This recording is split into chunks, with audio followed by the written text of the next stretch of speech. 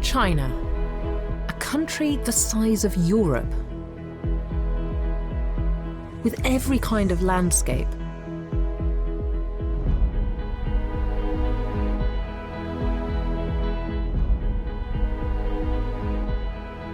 Every kind of habitat,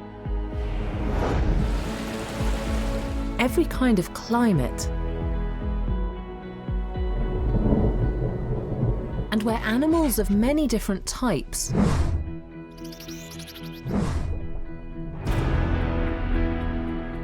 rare, exquisite, and endangered live in unique ecosystems,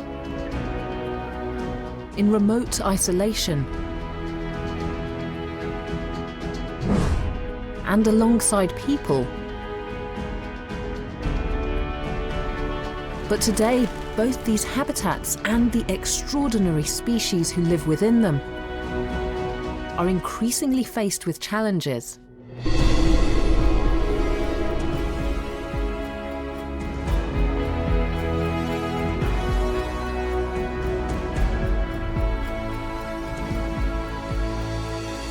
As people race to find solutions,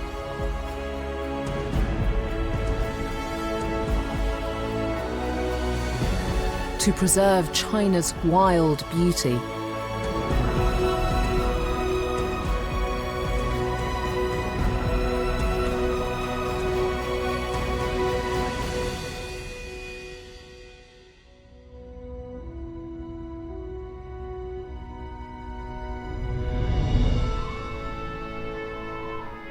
The fabled grasslands of China.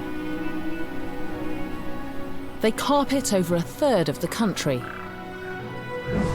with 4 million square kilometers of rolling prairie.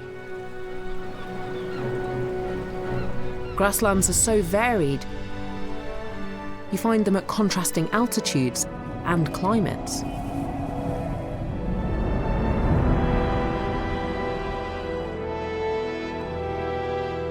"4,000 meters up on the Tibetan Plateau, Himalayan peaks overshadow fertile alpine pastures.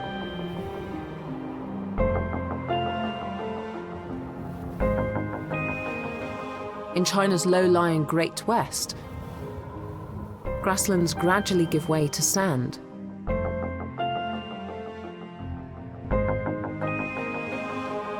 In the north are the lush meadows and wetlands of Inner Mongolia. Each grassland has a nature that's diverse and distinct. But where the dramas of life, death, and survival play out each day and in every season.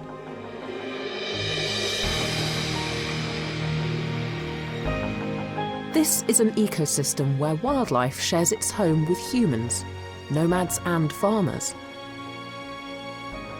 and where the very grasslands that they all depend upon are now under threat.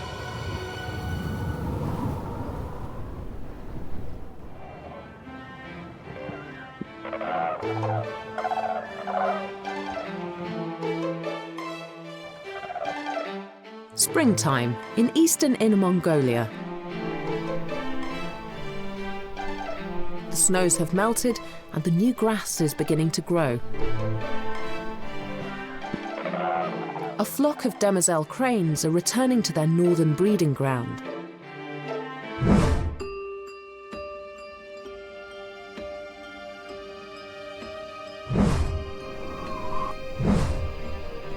These demoiselle cranes have endured one of the toughest migrations on Earth.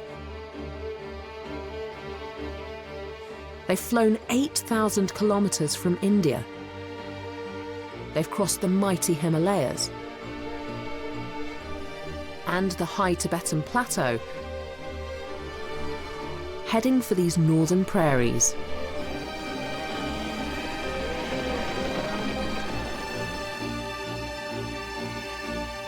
Having fended off hunger and attack from golden eagles, their journey is complete.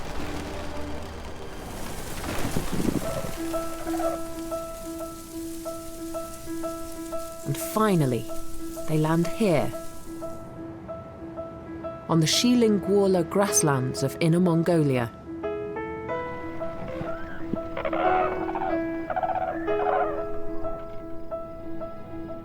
Every year they return with just one purpose: to breed. Demoiselle cranes are one of the smallest crane species.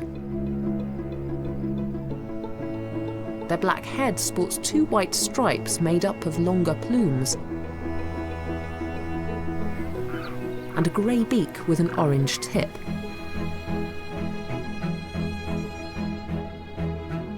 The cranes arrive in large flocks, but as soon as they touch down, they disperse quickly into couples. And the males begin showing aggressive and territorial behaviour to those who were previously their flying companions.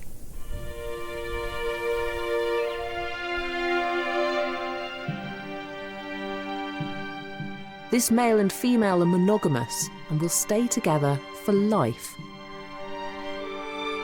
I think that's an interesting thing.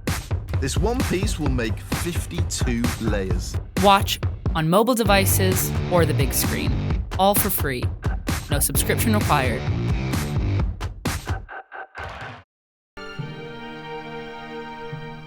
This couple quickly get on with the matter of looking for a suitable place to lay eggs, their beady red eyes seeking out the perfect spot. She can lay eggs every spring, and here, directly onto the ground, she lays 2. She positions them in an exposed patch of short grass and under the full glare of the morning sunshine, hopeful that at least one of her 2 embryos will survive. And now she waits. It will be 30 days before their chicks hatch. But there's one big disadvantage to laying eggs directly on the ground. They make easy pickings for predators. The cranes keep watch 24 hours a day for 30 long days. While the female sits on her eggs, the male chooses a vantage point to keep watch.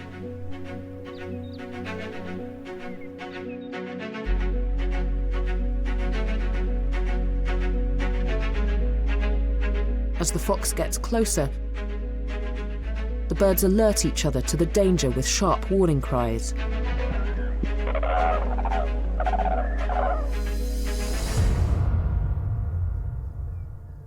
This time they're lucky, and the fox moves off. He's set his sights on easier prey, a lone piker. He sets an ambush, lying low to conceal himself within the long grass. Defenseless and alone, the prey is helpless. And this solitary hunter's victorious return is greeted with excitement back at his den. The demoiselle crane is free once more to tend her eggs, turning them to ensure that each side gets equally warmed under the golden sunshine. The egg's colour will darken as the day of the chick's hatching gets closer. When it's chilly, she keeps them warm under her wings for a day or 2.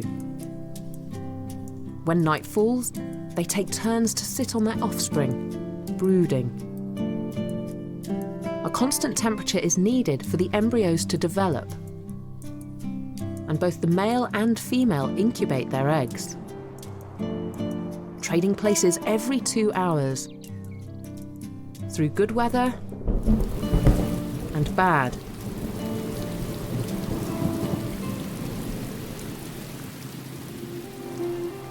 As our crane couple devotedly protect their eggs in Inner Mongolia, 3,500 kilometres southwest, spring comes to these highland prairies a little later in the year.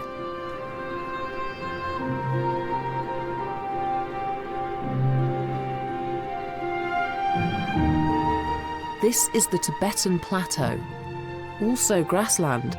But unlike the home of the cranes, this high-altitude grassland is 4,000 meters up and much colder.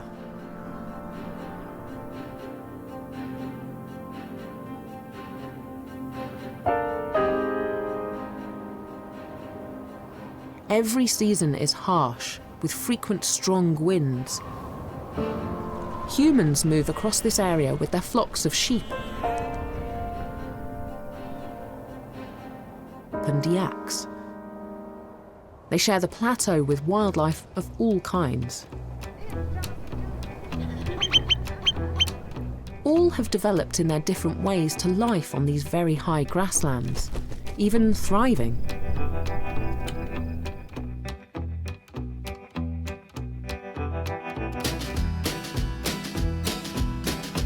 Yaks have been living here for hundreds of thousands of years, since the species separated from lowland cattle. These half-ton beasts have adapted to this tough environment. Wild yaks share their physiological adaptation to the cold and altitude with their domestic cousins. In winter here, temperatures drop to -40 degrees Celsius, and yaks can lose up to 30% of their body weight. A thick coat insulates them from the cold. But their real evolutionary genius lies beneath the wool with their organs. They have extra-large lungs that have evolved over millennia to capture as much oxygen as possible at this high altitude, where the air contains less oxygen than at sea level. And their very large hearts increase the volume and rate at which the oxygenated blood can be pumped around their bodies.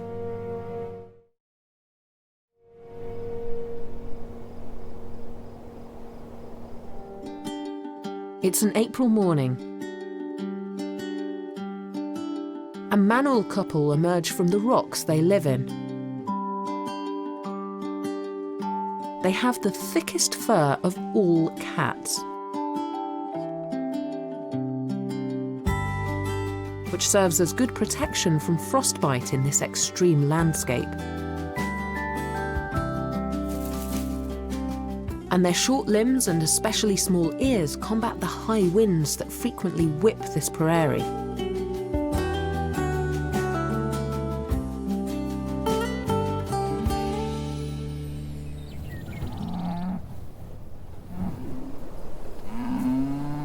The familiar grassland chorus has awoken some Tibetan fox cub siblings, emerging from their home for the first time. They're now about 4 weeks old and have spent the first month of their lives in their underground den, being suckled by their mother. And so now they're finally ready to see what the grasslands have to offer, and are taking the opportunity to explore while their mother, the vixen, is hunting. But they are unaccustomed to life on the outside, and for now too cautious to wander far from the entrance to their den. This cub will be entirely dependent on his mother for the first 10 months of his life. He retreats back to wait for her return with breakfast.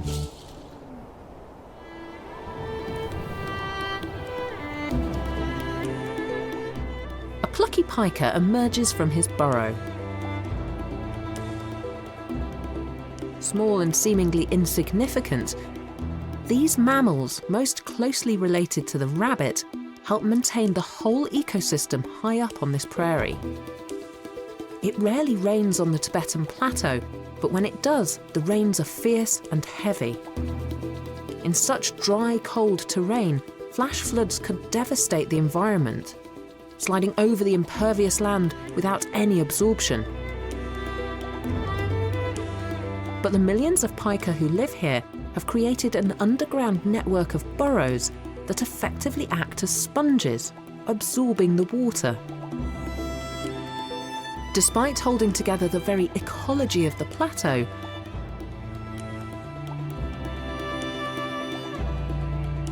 life for the pika on the grasslands is treacherous.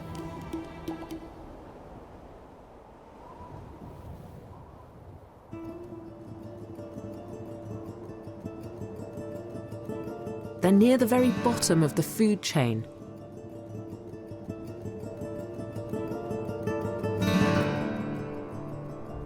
And as the main source of food for multiple predators, their round bodies look like a tempting treat.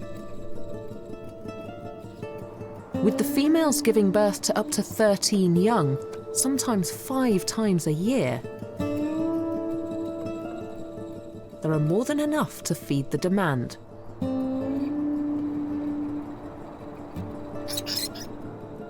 These pikas' play fight attracts attention.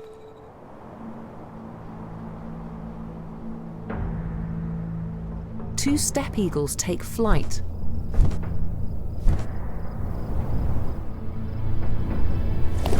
And circle threateningly overhead.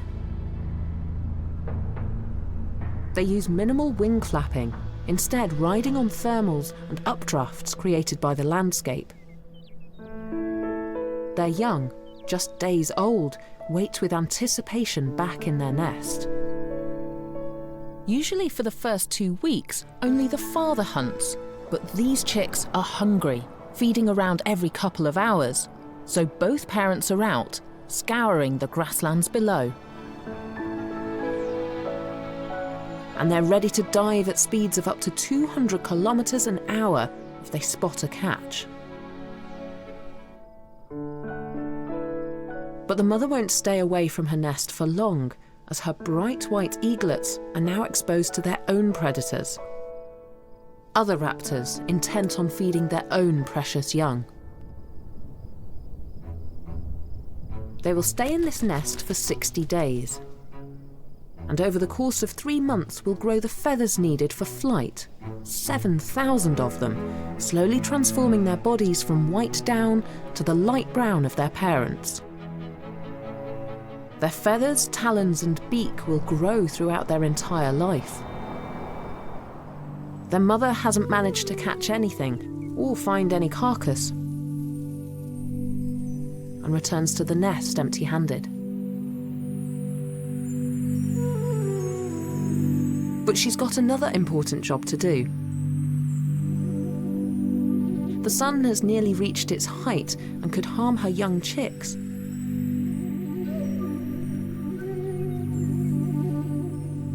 So she makes a shade out of her broad wings. The female steppe eagle is larger than her mate, with a 2-meter wide wingspan, ample space for her chicks. Her layers of feathers can also trap air to insulate the chicks against the cold wind.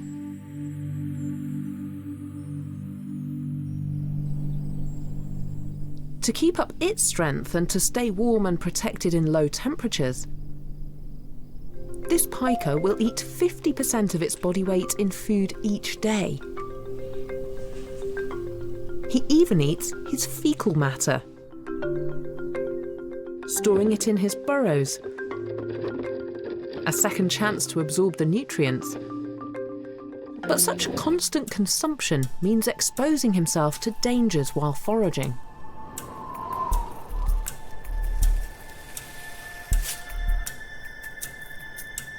This ambitious fox cub spots something rustling and is drawn out by curiosity.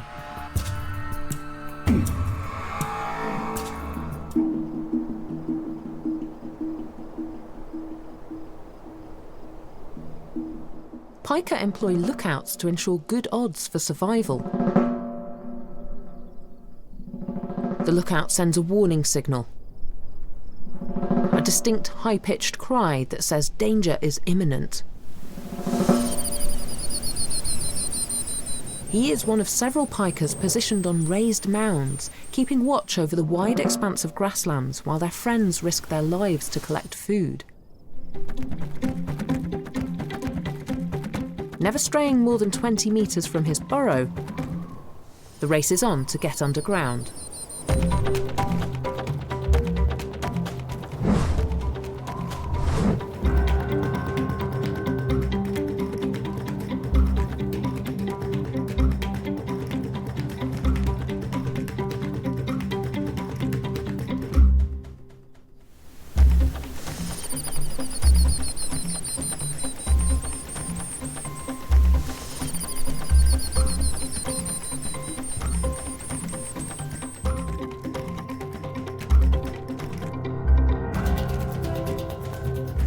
And this time, he makes it back safely and hurries to the depth of his burrow so as to avoid the digging claws of the desperate fox. A single interconnected burrow can have 5 access holes, so the pika are able to escape predators against the odds.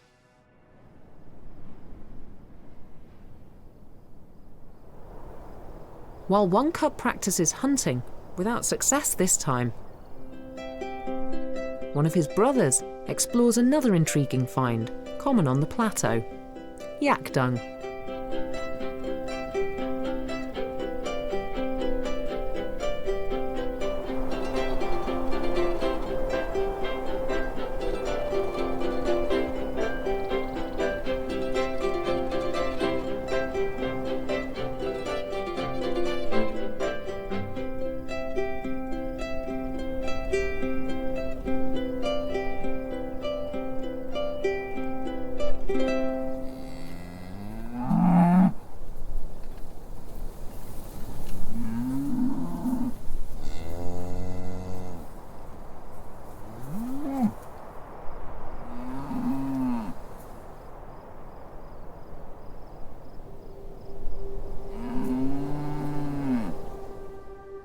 Miraculously, despite living under the threat of danger all around, this pika has a life expectancy of 7 years.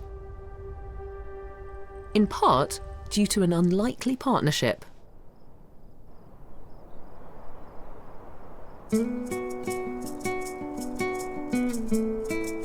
While the pika's enemies are numerous, it has found an ally in the snowfinch.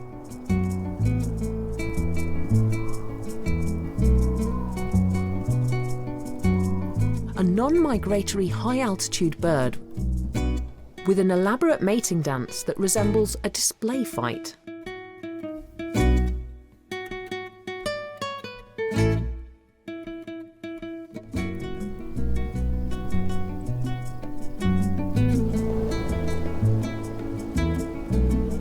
The male and female circle around each other,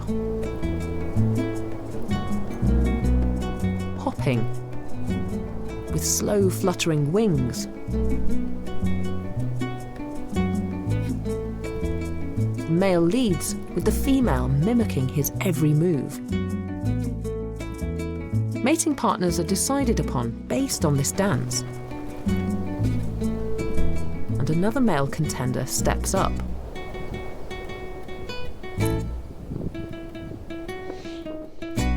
This ritual takes place between May and August, after which the female lays up to 5 eggs.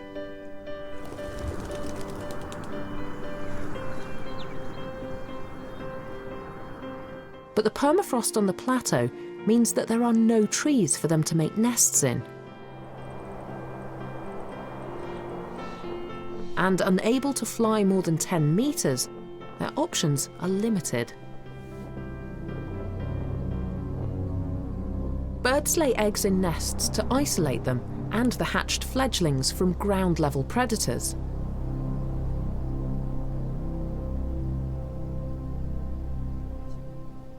But as snowfinches can't build nests in trees, they found a smart solution.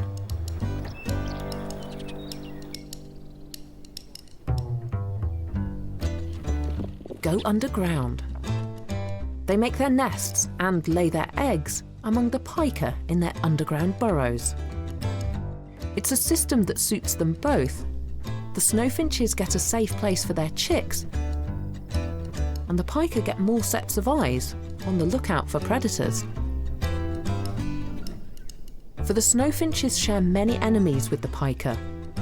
Predators intent on taking eggs from their underground nests.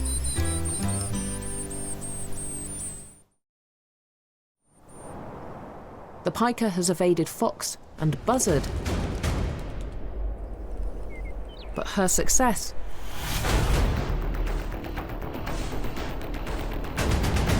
is another's loss.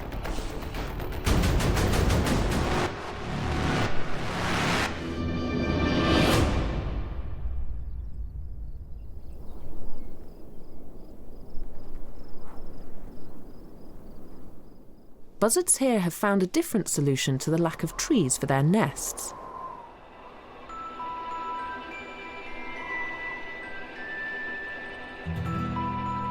They lay their eggs and raise their young in crevices, high on cliff faces. An upland buzzard returns from hunting, clasping food in her talons. Not a pika this time, but a rodent. And then heads straight back out hunting.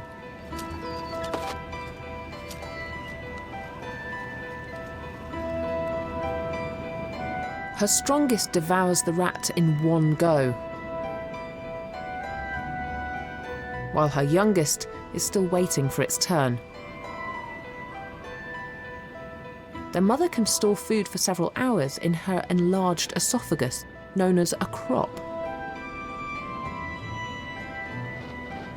After hatching, the young are unable to fly for the first 2 months of life and stay in the nest, a substantial 1 metre diameter structure of branches and twigs lined with vegetation that their mother adds to every day until the chicks leave the nest.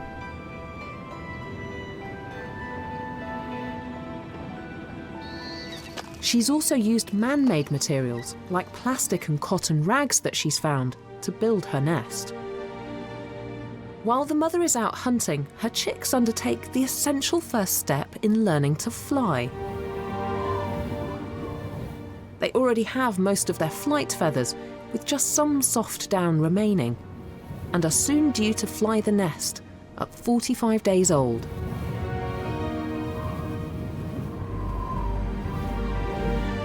They practice the art of balance, their feathers aligned for flight as gusts of wind catch under their wings.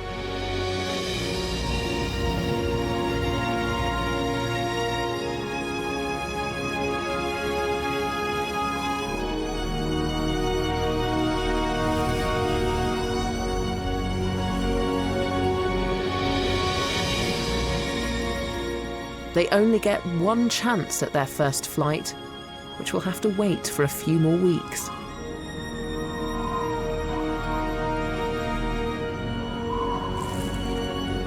And until then, they are dependent on their mother and happy to have their food delivered.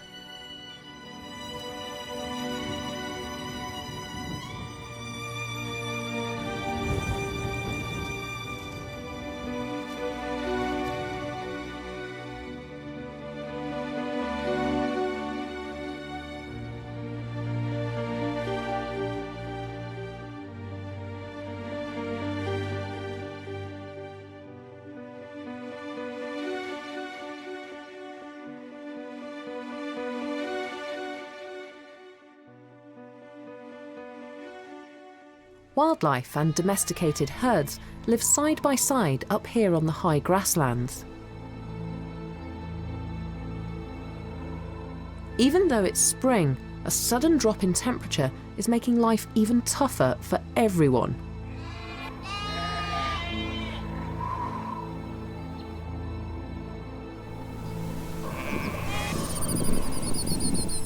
For pika, and for the herders who have for centuries wandered this land, searching for the finest grass to graze their flocks on.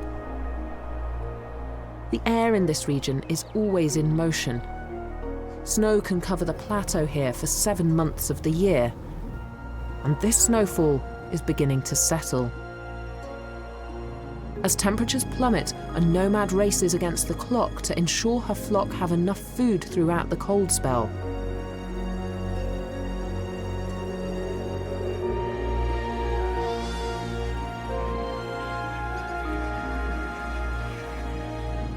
Lodan is a nomadic herder. Famed for producing the best sheep in China. She herds Tibetan sheep, a hardy breed that can endure the bad weather. She rears them for their meat, but also for their wool. It's the lambing season, and Lodan can't let these late snows affect her animals' well-being.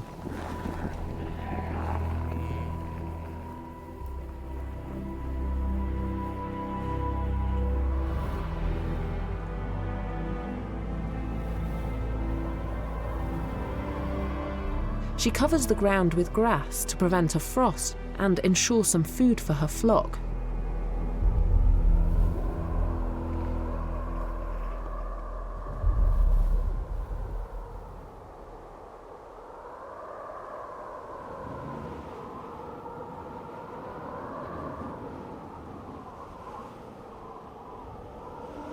As the snow persists, the first lambs are being born at sub-zero temperatures.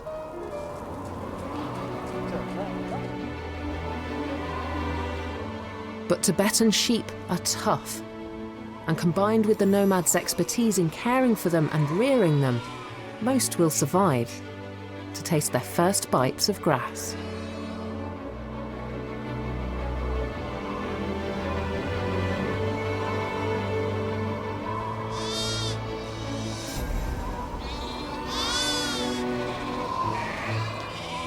Early summer on the grasslands of Inner Mongolia is a far more hospitable environment. The pair of demoiselle cranes have tirelessly cared for their eggs, and now, after 30 long days, protecting and warming them, something has changed. The female calls to her partner, not with an alarm cry, but one that suggests excitement. All of their efforts have now paid off. The shell cracks and her first chick begins to hatch, pecking its way out using its egg tooth, a small sharp protrusion on the tip of its beak that will fall off after birth. The first infant crane, or colt, prizes itself out of the egg. And later, its sibling arrives too.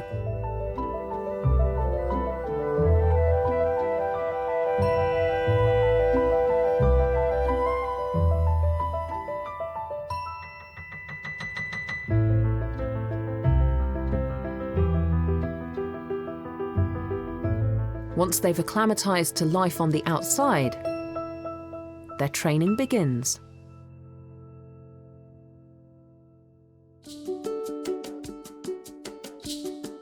In 3 months, they will migrate south for the winter.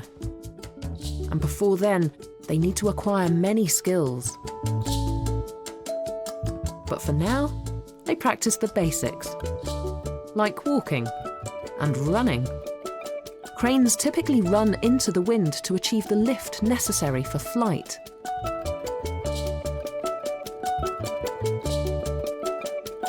It will be 2 months before their wing feathers are developed enough to take off. So until then, they're firmly rooted to the ground.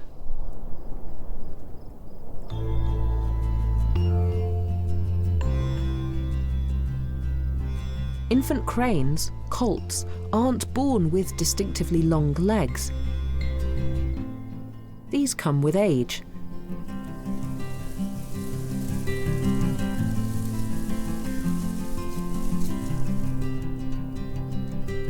So keeping up with their parents is a tiring business.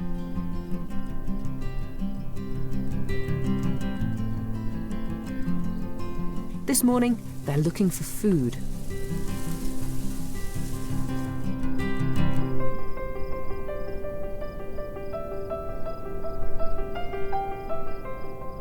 Their beaks have evolved to be long enough to dig out worms from below the surface, down amongst the tough roots of the grass.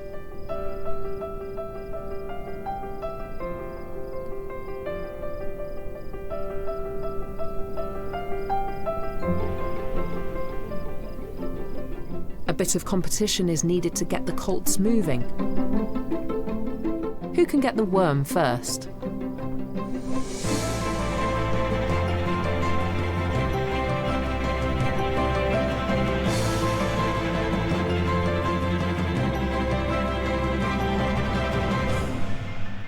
She feeds them directly from her beak to theirs.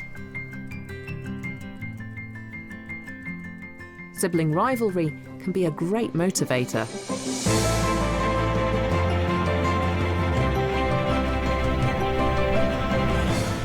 Demoiselle cranes eat a varied diet, from small rodents and amphibians to insects and plants. They're opportunistic feeders and change their diet according to the season and their own nutritional needs.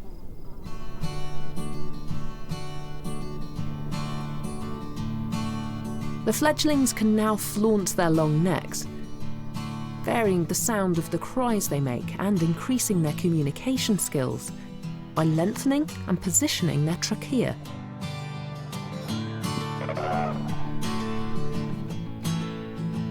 They occasionally flutter their wings, now coated in a soft down. They're yet to develop the feathers needed for flight.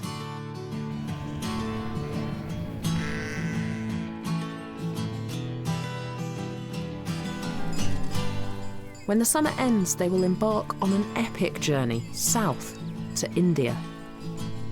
A 5,000-kilometre-long migration to warmer winter weather.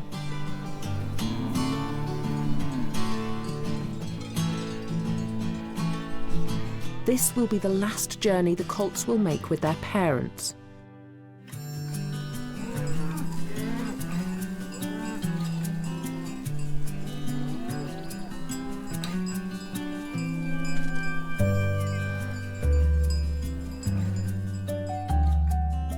Once they reach India, the family will separate.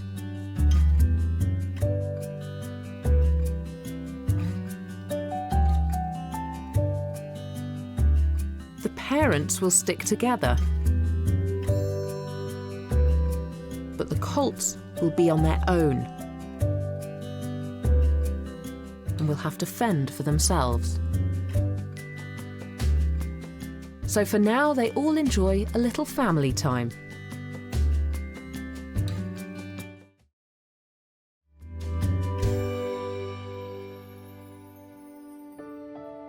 As the day draws to a close, the mother lovingly tucks her chicks under her wings.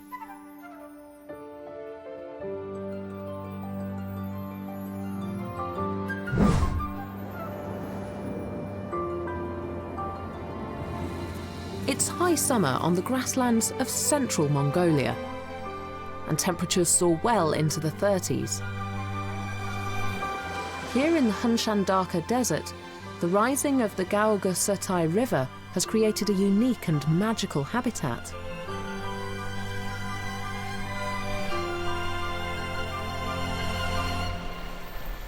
An oasis of shimmering blue and green surrounded by the yellow-brown of the sand. Local people have come to call it the Desert Garden. This unique area with deep pools of water is rich in wading bird life.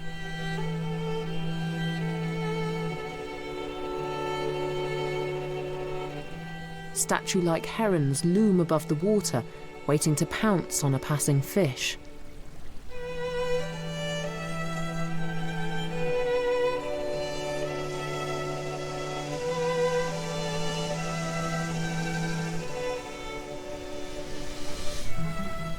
White spoonbills patrol the shores.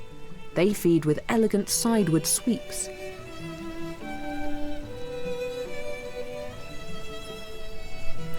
Crushing crustaceans in their powerful bills.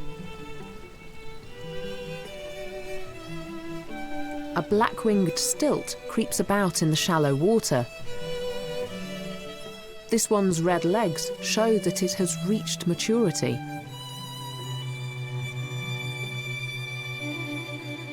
In recent years, the number of birds in the desert garden has increased dramatically. But the reason for this sudden increase in bird numbers is sinister.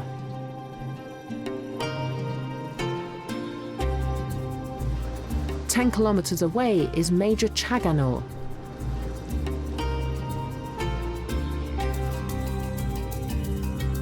Once there was a lake here with a diverse ecosystem, but now, after years of drought and water evaporation, all that remains is the white expanse of the salt flats.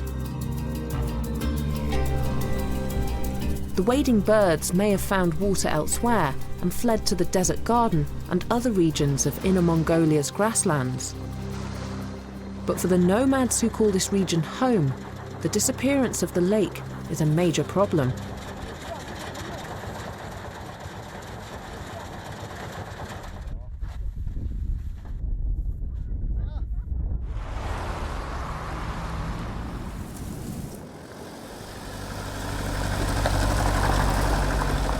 Narangawan's 300-strong flock needs water and a prairie to graze on.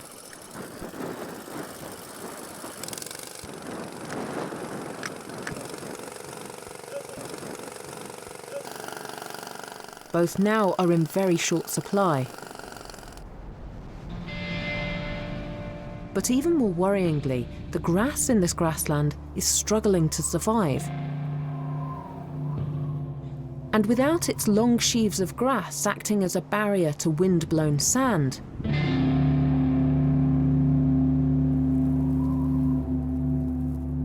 what is left of this grassland is being consumed by desert.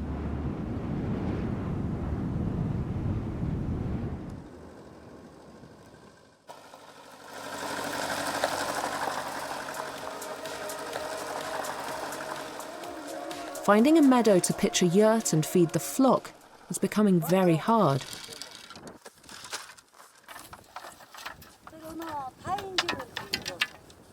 And so these herders are taking action.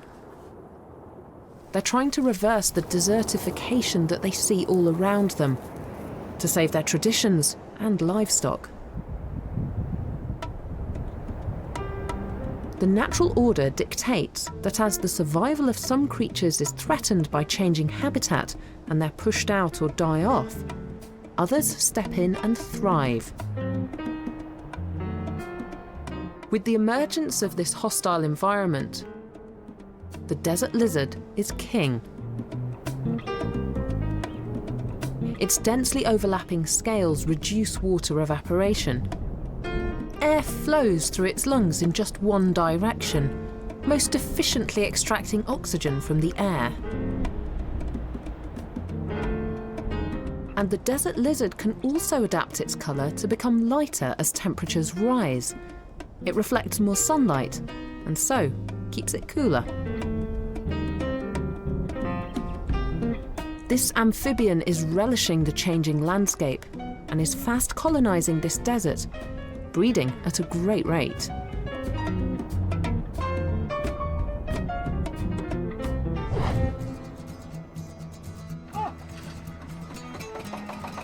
But if Naran is successful, this failing grassland will not turn entirely to desert. The salt flat will transform to provide the nomads with the green meadows they rely upon for their livelihoods. And they believe the solution to their problems are these. Plants native to coastal marshes, able to survive even in the most extreme environments, capable of growing even on these salt flats and in the desert, where there is little moisture in the soil.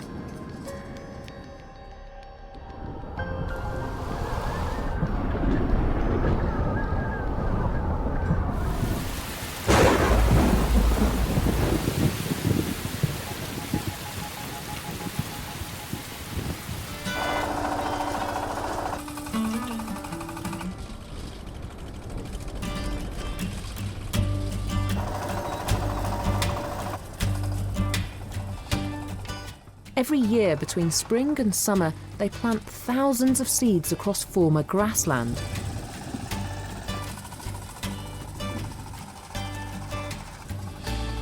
And their efforts are beginning to bear fruit.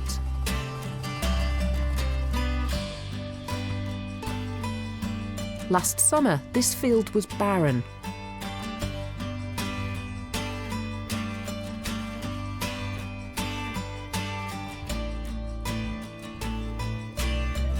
Through transplanting non-native plants to this land, the inhabitants can now imagine a future.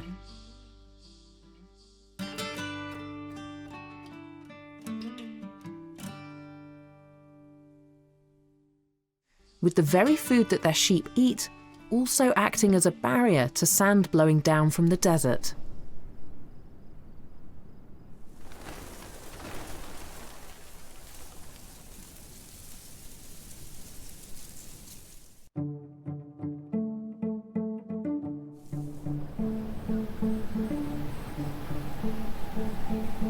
In China's grasslands, and the rich variety of chicks born into this vast ecosystem are now fledged.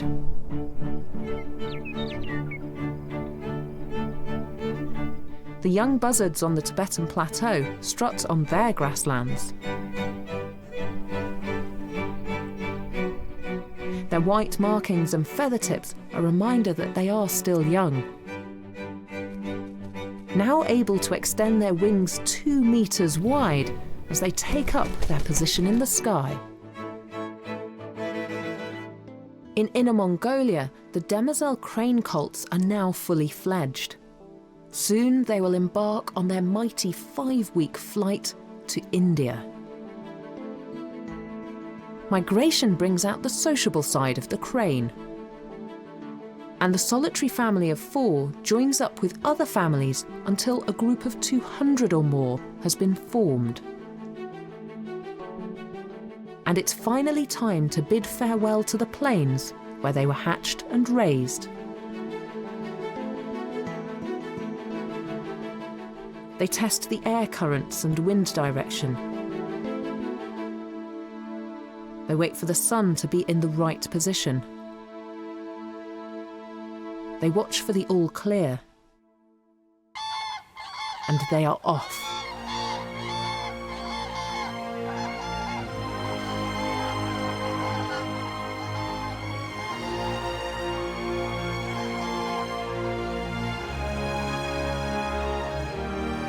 Flying in a V formation, they will take turns to lead the flock.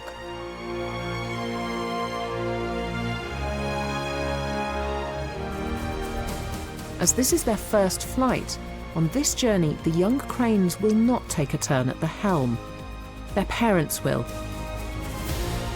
Using their inbuilt navigation system and knowledge of the rivers and valleys below, they fly at an altitude of up to 8,000 meters as they pass over mountain ranges. Each bird positioning itself on the wingtip of another to reduce the headwind.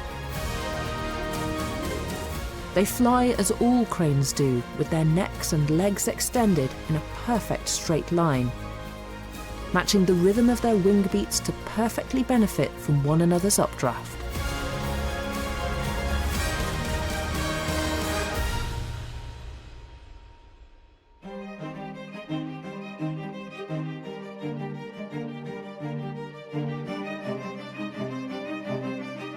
The grasslands.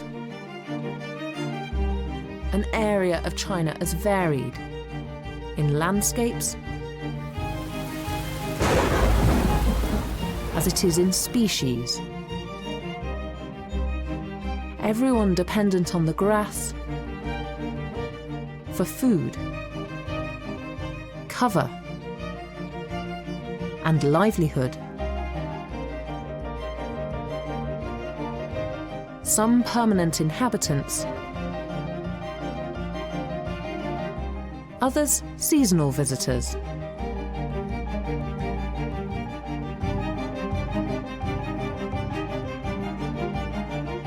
Where the smallest creatures maintain the ecosystem,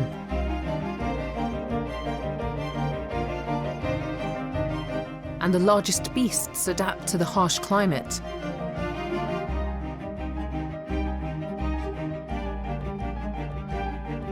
A land of stunning beauty, ever-changing.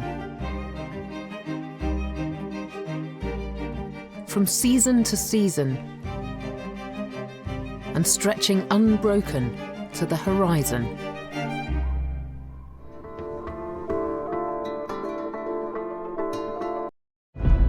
China, a country the size of Europe, with every kind of landscape.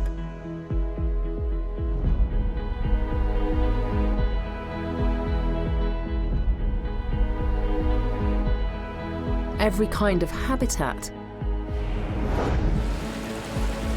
Every kind of climate. And where animals of many different types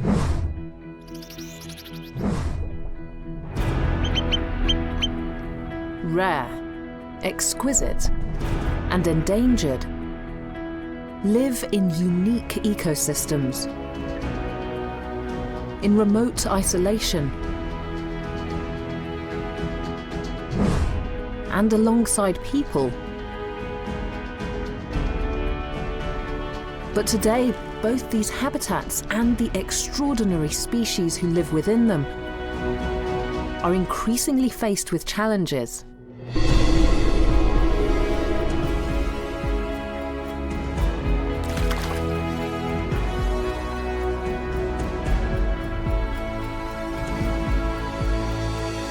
As people race to find solutions,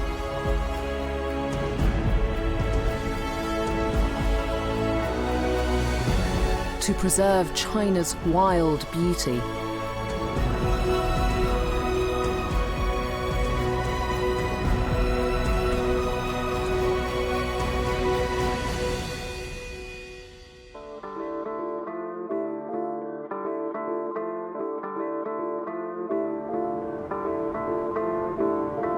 The city is an ever-evolving ecosystem.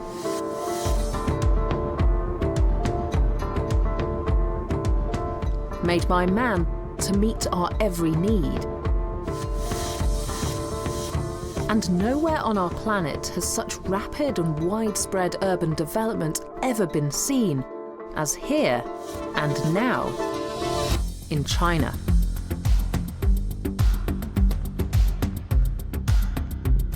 Millions of people vie for a piece of space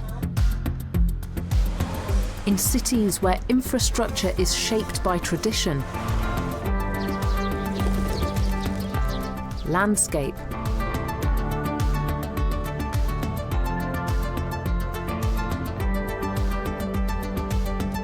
and business.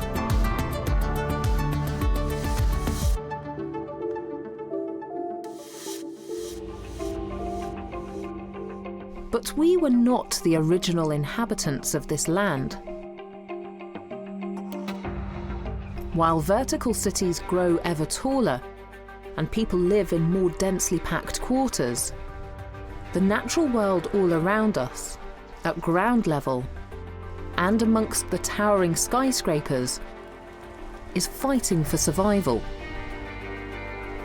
searching for a plot, some space to live and breed.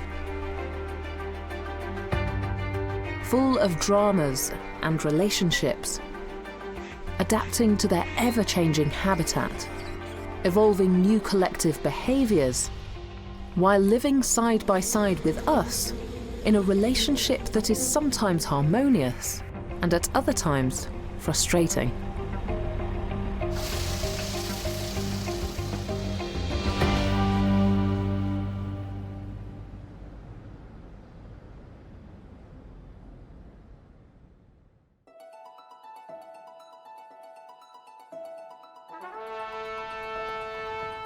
Beijing, China's ancient and modern capital.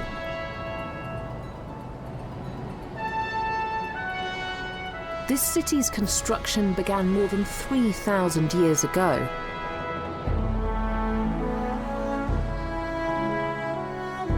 And it is home to some of China's most iconic landmarks.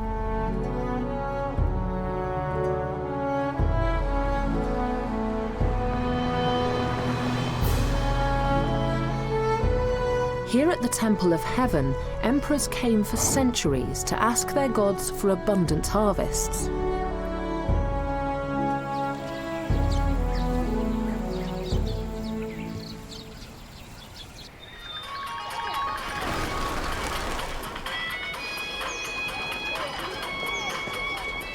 These days, it's a favourite place for locals of all ages to stroll and take exercise.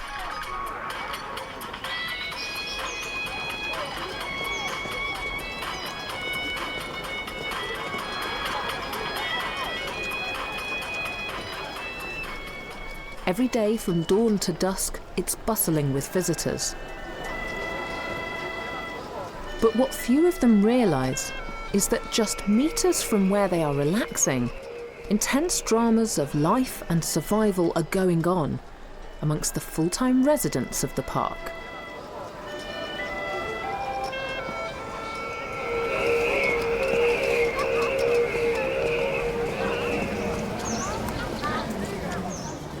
The summer is coming to an end in the lush gardens of the Temple of Heaven. Some of the most energetic inhabitants are hoping that these auspicious grounds still promise ample food. This frisky Eurasian red squirrel is already preparing for the onset of Beijing's bitter winter, when temperatures can drop to -15 degrees Celsius. Unlike other small mammals, he won't hibernate during the cold spell, and so needs to begin to store up supplies now when food is plentiful. He also increases his food intake so as to put on weight for insulation. 80% of his waking life is spent foraging for food. The coat of this red squirrel varies in colour depending on the time of year and his location. The underside is always cream, but the remainder of this red squirrel's coat is in fact brown and black. The darker shade is camouflage, helping him blend in with the dark soil and tree trunks. He sheds his fur twice a year and is currently modelling his thinner summer coat. Success comes quickly. He's found a walnut. But before he can stash his bounty in a tree crevice known as a larder, an intruder disturbs him. Oblivious to the squirrel's mission, this child wants a closer look at the rodent. The squirrel, assuming the child wants his nut, hastily buries it.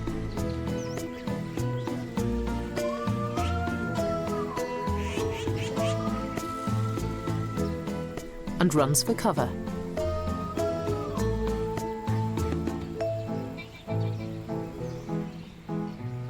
The coast is clear, and he retrieves the nut. In just seconds, he unlocks it from the casing using his 4 sharp front teeth.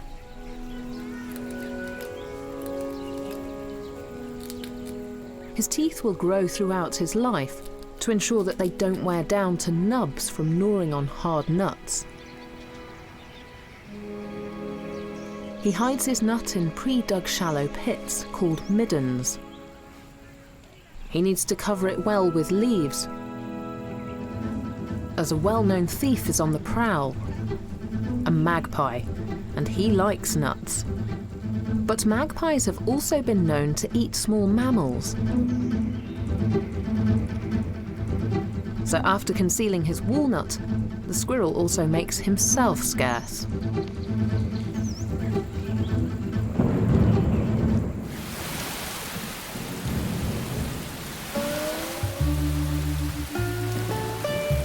Summer is the rainy season in Beijing.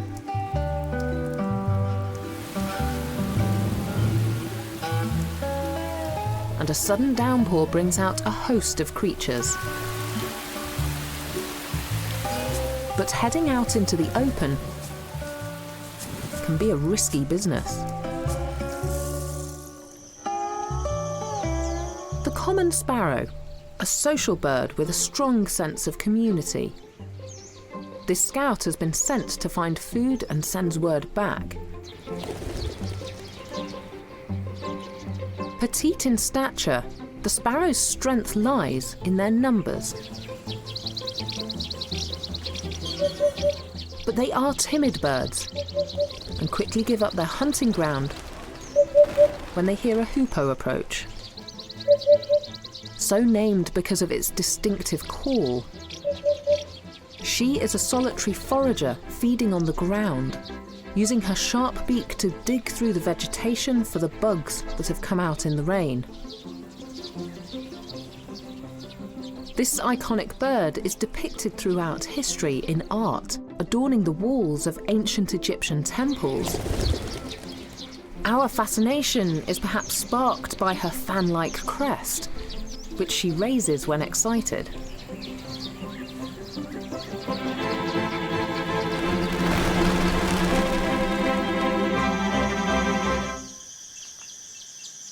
Nestled in the long grass, a solitary hedgehog is awoken by the rain.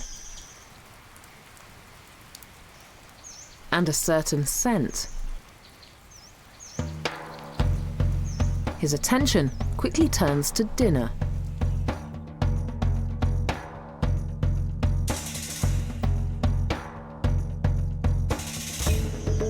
He hoists himself out of his den, a small hollow he's dug in the grass. While his senses generally work best at night, some hedgehogs, like this male boar, adapt to early evening activity. With poor eyesight, he relies on smell and sound.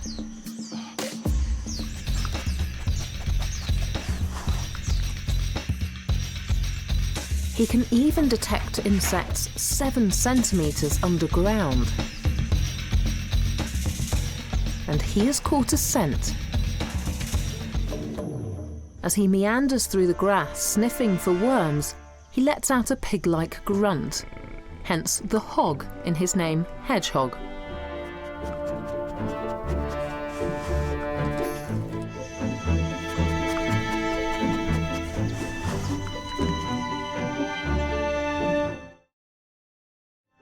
He's hot on the trail of a juicy earthworm.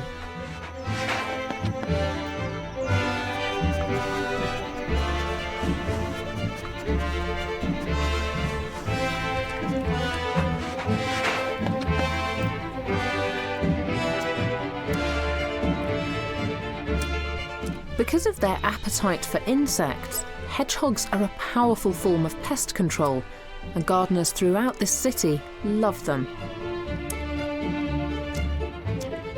With the worm in his mouth, the hedgehog now begins a curious ritual which still mystifies experts.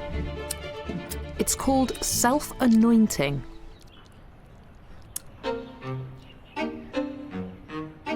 The hedgehog mixes the worm meat with saliva to form a scented broth. Then he pastes the froth over himself, licking as many of his 7,000 spines as he can reach. A pleasant perfume? A camouflage? Or a form of protection?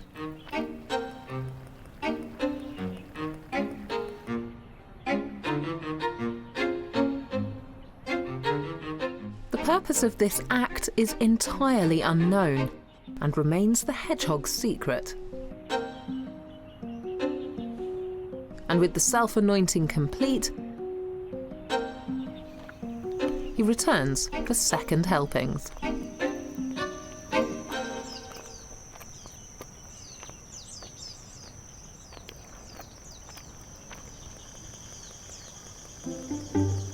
Whilst his wild instincts are still strong, this hedgehog has learned to adapt his behaviour to make the best of life amongst urbanites.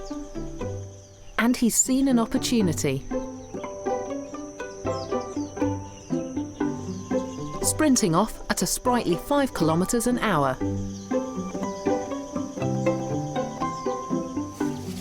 As well as its wild creatures, the Temple of Heaven is also home to domesticated animals.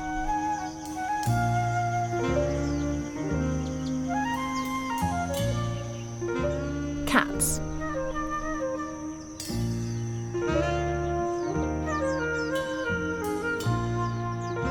It's getting towards the end of the day, and the cats are gathering, alerted by a familiar sound.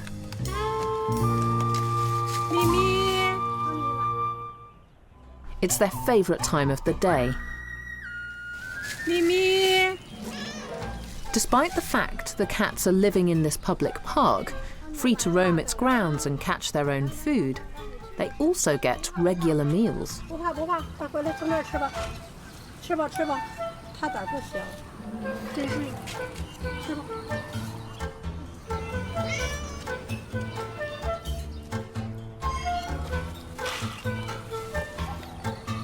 Though the food is intended for the cats, the hedgehog is also attracted by the smell. He bides his time.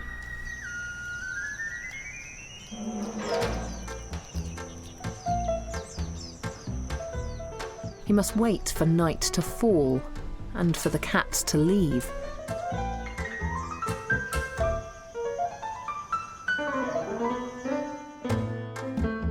It's a long wait.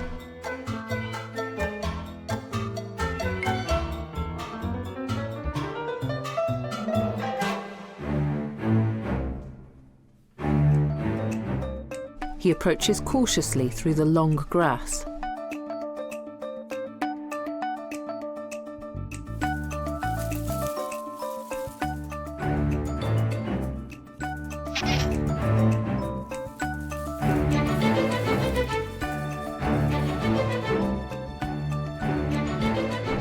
And at last, patience is rewarded. He gets what he's been waiting for.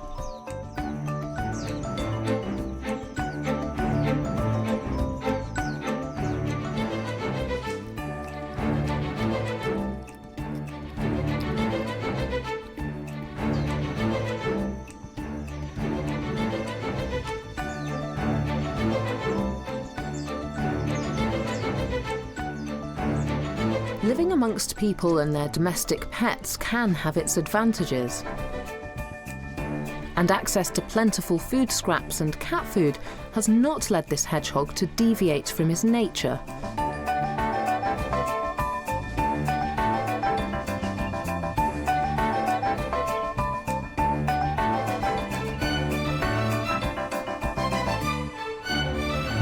Research has found that despite having a year-round supply of food, the urban hedgehog still hibernates for 6 months of the year. The same amount of time as its rural relatives, whose prolonged sleep is timed with seasonal food shortages. But tonight, well fed, he now has the energy needed for the night, when he will trawl his territory, a 3-kilometre range, searching for females.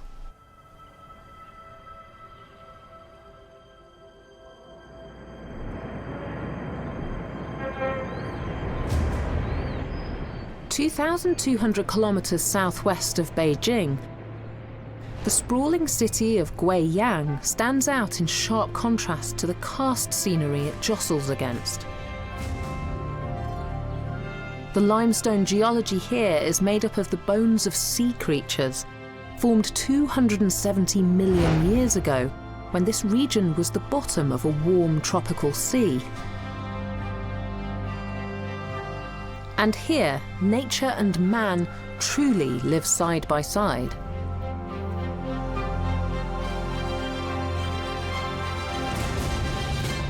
In the wetlands not far from the city centre, it's mating season for the many birds who call this stretch of water their permanent home.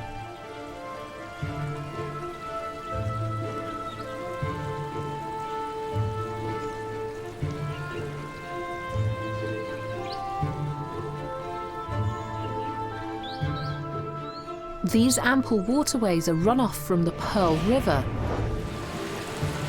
and they've helped this city flourish, bringing humans and animals much needed fresh water.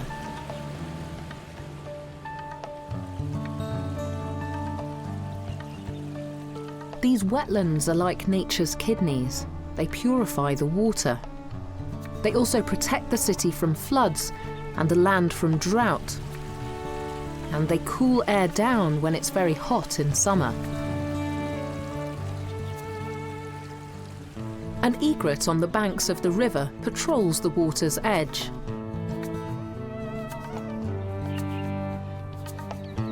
He chooses only to live where there is fresh water and clean air. Egrets have thrived in these lush surroundings for thousands of years. The crystal clear waters contain plenty of fish and amphibians for him. He snares them with a death blow delivered by a quick thrust of his sharp bill, and flies off with his catch, which he'll swallow whole. But this prize hunting ground is much coveted, and he's drawn unwelcome attention.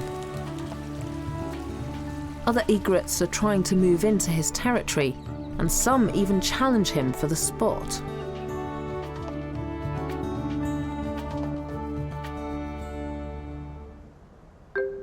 And soaring above the wetlands, Guiyang's karst peaks are also home to a population thriving off the rich supply of natural resources.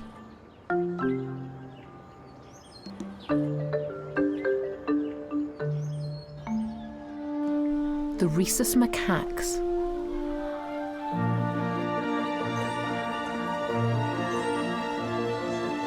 After humans, they are the world's most numerous and ecologically widespread primates.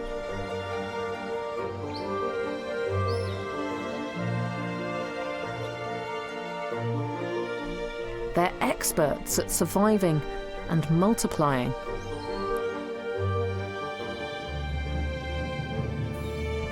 And they share much in common with their human cousins. Their behaviour is shaped by intense competition.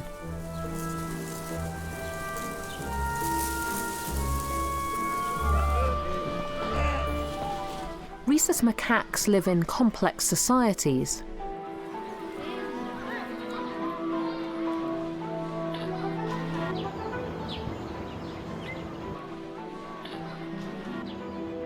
The troop is ruled by a single dominant male. You can see which is the alpha in this troop. He's the biggest and most aggressive of the males. He uses intimidation to get his way and secure for himself the safest sleeping spots, the best food, and access to the fertile females in the group.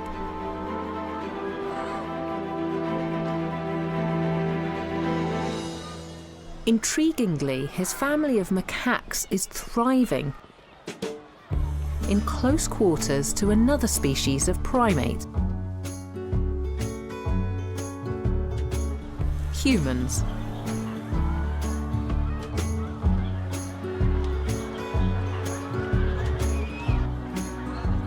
And he's figured out that there's no better place around to socialise with people than here, on the sacred Qianling Mountain, a favourite tourist spot.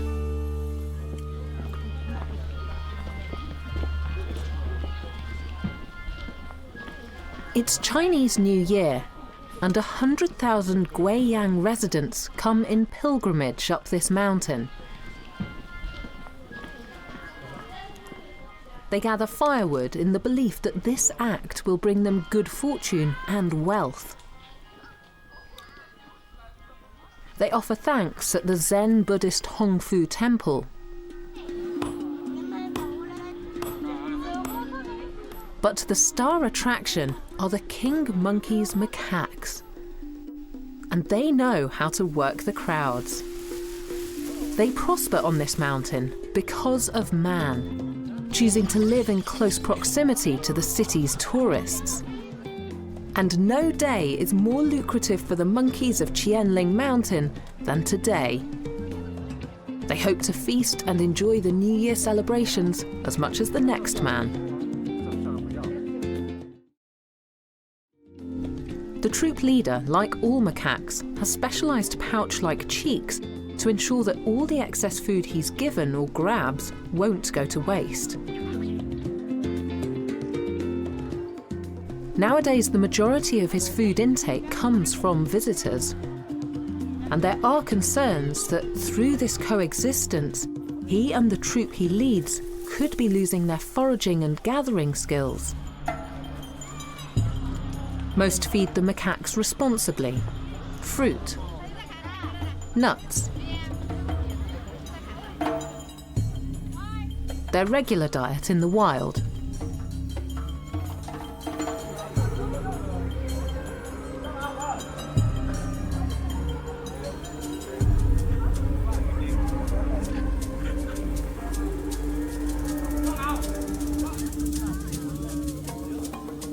And this urbanisation of a species with regular access to a food supply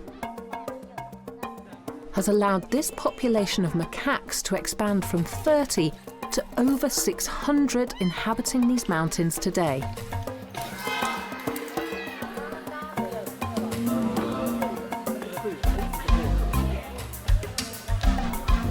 while they might have changed their feeding habits, at the end of the day, when the visitors descend the mountain for the bright lights of the city, the alpha male leads his troop away from the tourist spot and retreats back to his treetop canopy, back to his own society.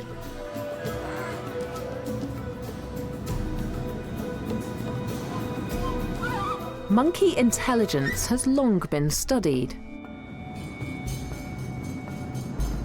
But the abilities of some less exotic city-dwelling animals are now also gaining attention.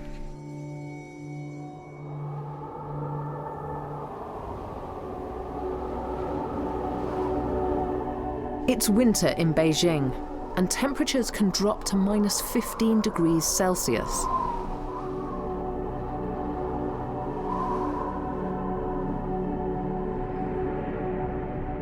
As people retreat home, other species are flocking into the city.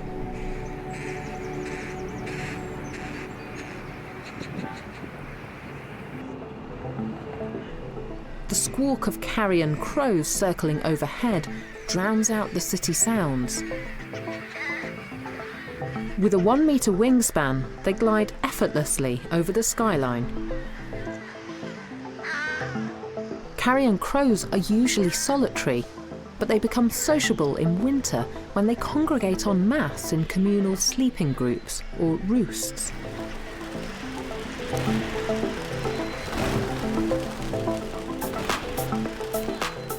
12,000 are expected to arrive in Beijing this year. Descending on this small patch of the city and roosting on just a couple of poplar trees. And experts at Cambridge University in the UK believe that the size of their roost is indication of their intelligence. Group living is a complicated business. For members to thrive or stand out from the crowd, they need to understand how to work alongside or manipulate their community.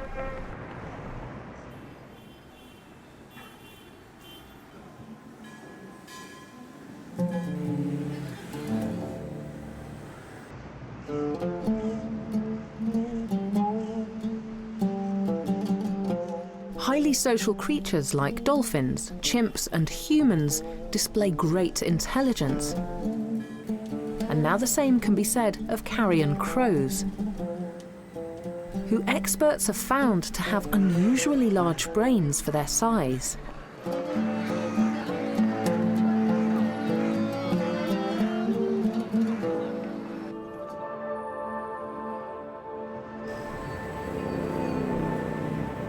This is a spectacularly large roost.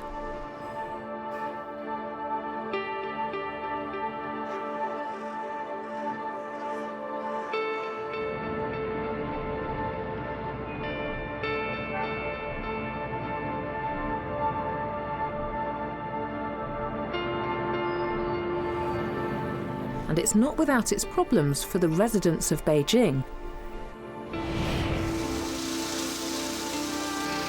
who have to tread a little carefully when walking beneath these trees in winter.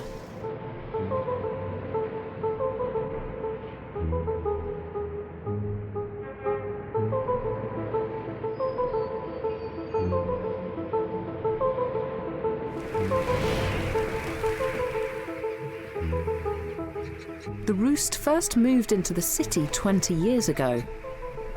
Carrion crows are typically birds found in farm and grassland. But experts think they've moved into Beijing to take advantage of a phenomenon known to scientists as the urban heat island effect.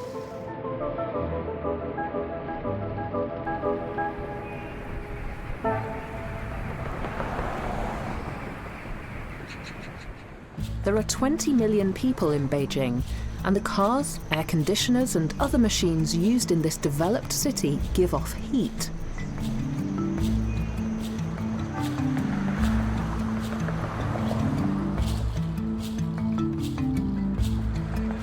And the very concrete and construction materials used to build the city absorb and retain more heat than the soil and vegetation in the countryside. It means the temperature in Beijing is on average 3 degrees higher than surrounding countryside. And it might explain why carrion crows find life in the city so appealing. Artificial light also helps the crows keep watch for their main predator, owls. They choose to perch on the very top of the tree or bare branches. These offer them a great vantage point. If they come under attack, they can alert the entire roost, with 3 or 4 warning cries in quick succession. And then they take to the skies.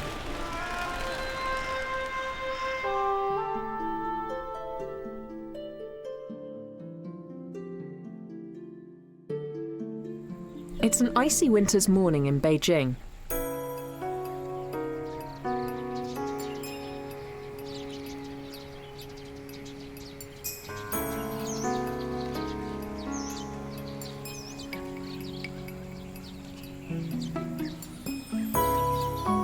In a city park, many different kinds of birds are on the water.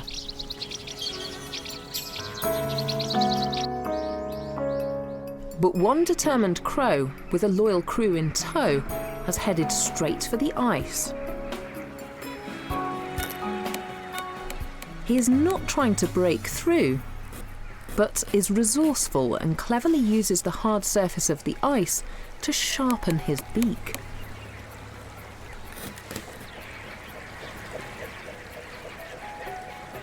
But these busy crows need to take care. There are predators in the park too.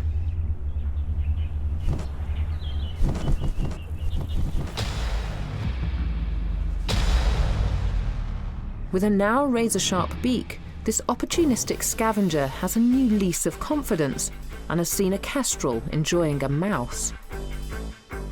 And he wants it too. Communicating his plan to his companions, who rally around to support him in the quest. They're versatile and will eat anything they can find, plant or meat, and they're seemingly fearless. Utilising the strong network forged in the roost, the lead scavenger instructs the others to take on the bird of prey. 4 against 1. The kestrel clings on to the mouse, clasping it tightly in his talons. And the group of crows eventually concede defeat.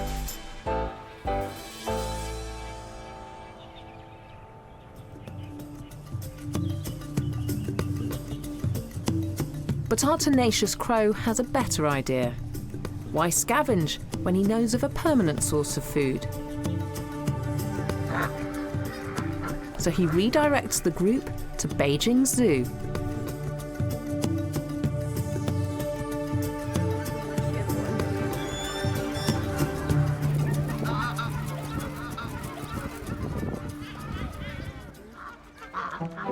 The zoo is a microcosm of the world, with numerous habitats and a variety of the Earth's ecosystems. The crows are spoilt for choice with where to land.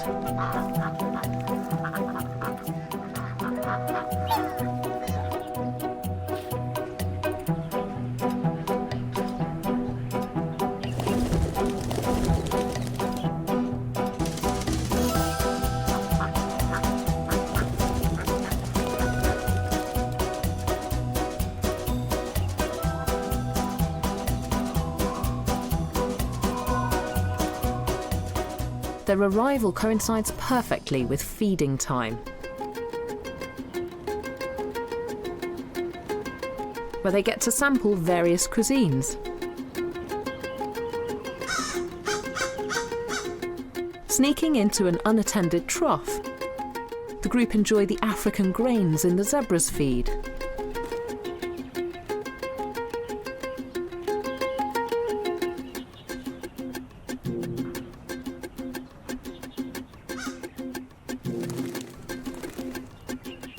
Until they're welcome no more.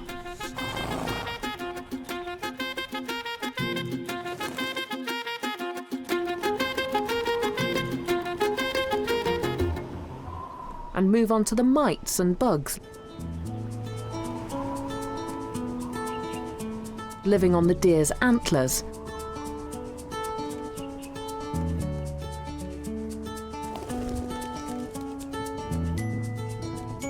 Much to the host's annoyance.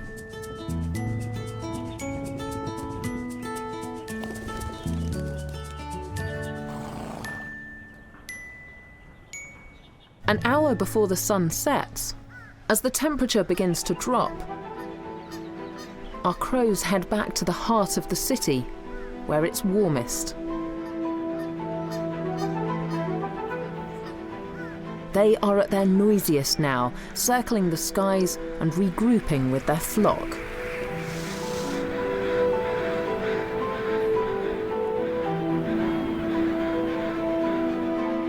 Owls wake up just as these crows are heading to their roosts.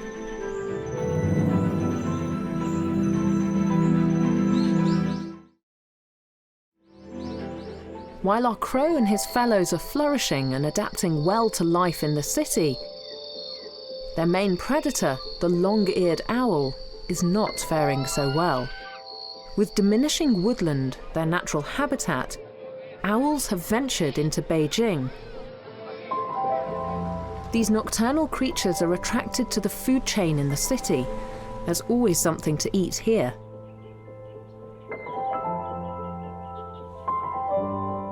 But once here, they're experiencing a degree of culture shock. In such a dynamic city, it's difficult to find a quiet spot to sleep by day. And neon streetlights make stealth-like hunting difficult. The urban owl, shy and reserved, is seeking help from the city's people. As creators of cityscapes and host to its wildlife, people have a responsibility to protect these unlikely inhabitants.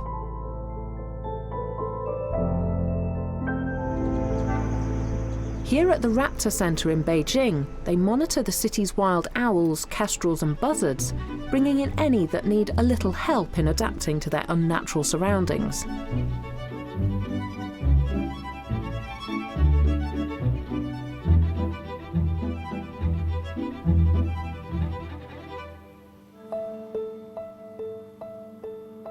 This owl was found with broken wing feathers. An owl's wing feathers are uniquely designed. Serrated like a comb to break down turbulence, their flight is entirely silent. And this is how, by stealth, they sneak up and capture prey. A kestrel is also brought in.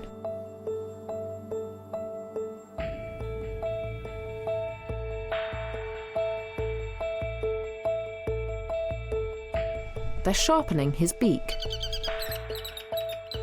His beak is short, curved, downward-facing and hooked at the end, specifically for gripping and tearing prey.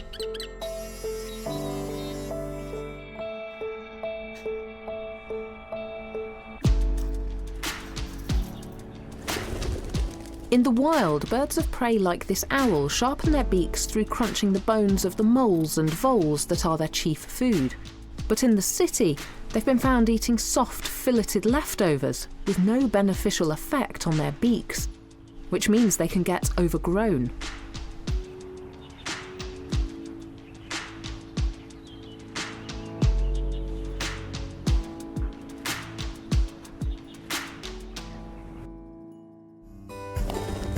After several weeks of rehabilitation,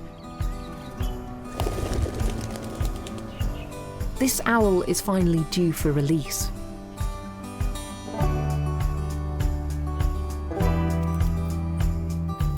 The team drive to the countryside 10 kilometers outside of the city.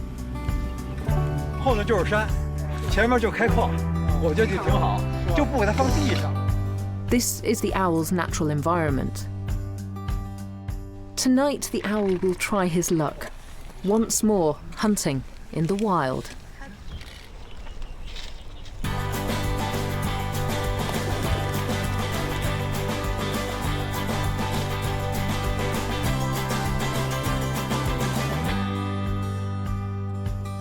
But hopefully he won't find himself drawn back to the bright lights of the city, scavenging for easy food.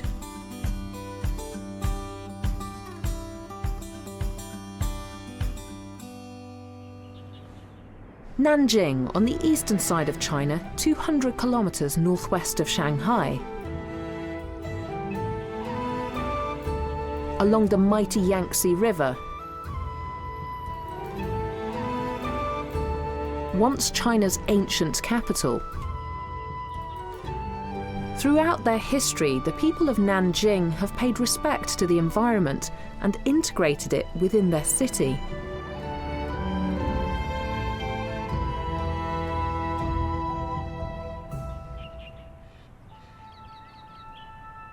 And nowhere in Nanjing is nature more cherished than on Purple Mountain.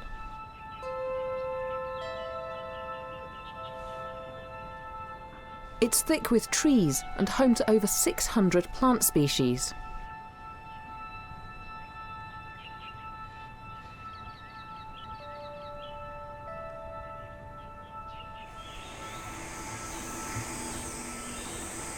One creature found deep in the forest on Purple Mountain is unable to tolerate any man-made light,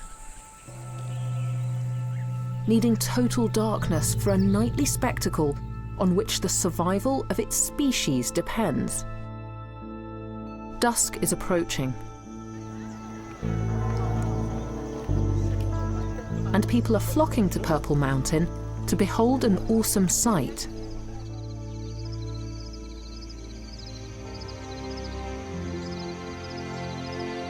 Fireflies.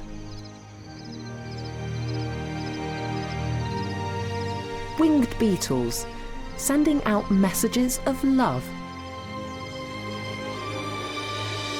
Fireflies depend on their own light to reproduce.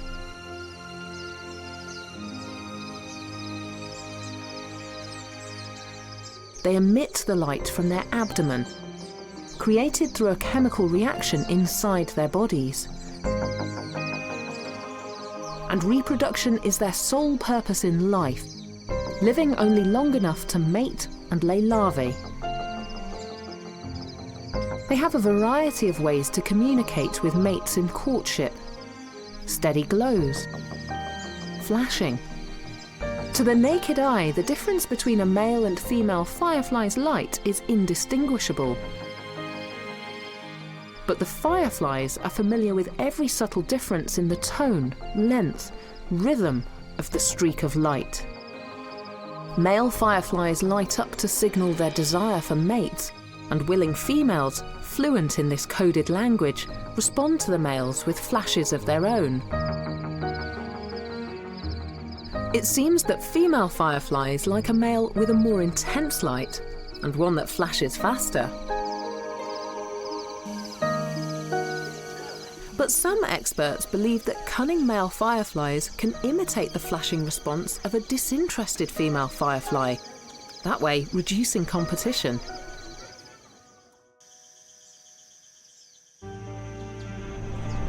Around the world, firefly numbers are decreasing as cities encroach on forests.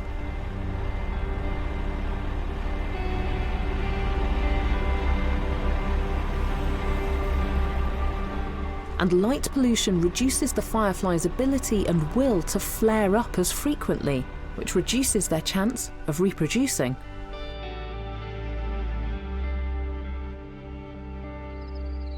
But here in Nanjing, the population is thriving. Thanks to respect and positive coexistence. At night, Purple Mountain is pitch black, with only minimal lighting guiding tourists up the slopes.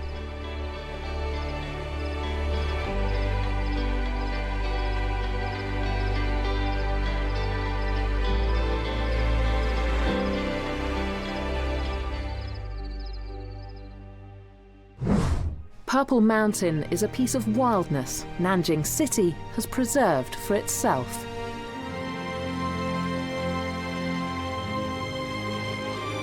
With a rich history in the arts, the integration of nature within Nanjing serves as a reminder of a time when Chinese poets and artists lived in total harmony with wildlife and drew inspiration from the natural world. It's a permanent reminder of the exquisite beauty and wonder of nature that can still be ours to appreciate in these modern times, even as cities expand. And now other cities are also following Nanjing's lead. Chongqing is southwest China's largest city, embedded in the green rolling hills along the Yangtze River. Efforts to protect the extraordinary Ficus virens tree from damage caused by construction are more than simply a green initiative. These bizarre but cherished trees in Chongqing are an integral part of the city's history, and now too of its very structural foundations. Here, nature and the city are totally inseparable. This fig tree's roots are stubbornly attached to the city walls, and they run 20 meters below the city. If this tree were to die, removing it would bring down parts of the city. Built on barren limestone karst terrain, the tree's roots explore every method possible to absorb the moisture they need for survival. Their entangled, interwoven roots squeeze desperately into tiny rock cracks, while the external roots absorb moisture directly from the air, like a sponge. The fact that the trees can thrive under these unusual conditions and grow so tall, towering 20 meters above the street to monopolize this limited light, is testament to how tenacious and resourceful living things can be. The city, built by humans, for humans, but now home to creatures of all kinds. From tiny insects to our close monkey cousins.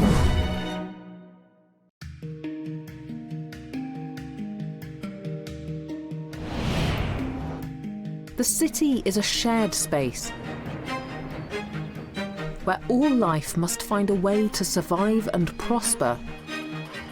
Every day in our cities, we see evidence of nature's vitality and its ingenuity, where creatures, domesticated and wild, live side by side with us. As neighbours in this complex and interconnected world, we influence each other in ways we cannot predict. In the vibrant concrete habitat that is the modern city, many people feel they have a duty to the creatures that they live alongside, offering a helping hand in unfamiliar environments and giving others the space they need to thrive. Everywhere in the modern city, people, entranced by nature's brilliant diversity, are drawn to protect and care for all the creatures of the wild. China, a country the size of Europe, with every kind of landscape.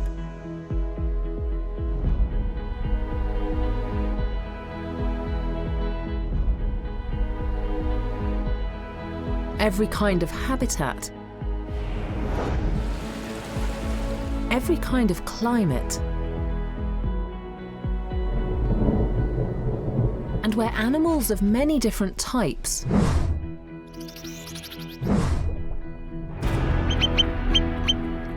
rare, exquisite, and endangered live in unique ecosystems, in remote isolation, and alongside people. But today, both these habitats and the extraordinary species who live within them are increasingly faced with challenges.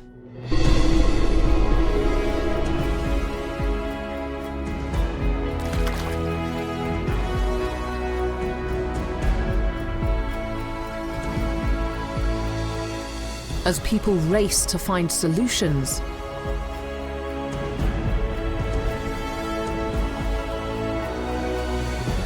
to preserve China's wild beauty.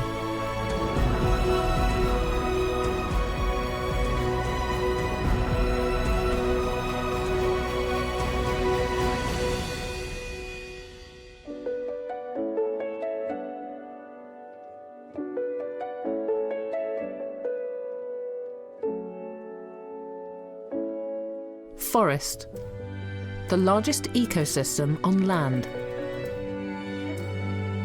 A landscape dominated by an unbroken expanse of trees. Some capable of living thousands of years, others grow at a rate of almost a metre a day, to reach heights of 200 metres. Forests are our planet's lungs. They play a crucial role in stabilising the global climate, converting carbon dioxide into oxygen. Humans and wildlife could not survive without trees. And here in China, the variety of forest and the biodiversity it gives life to is startling.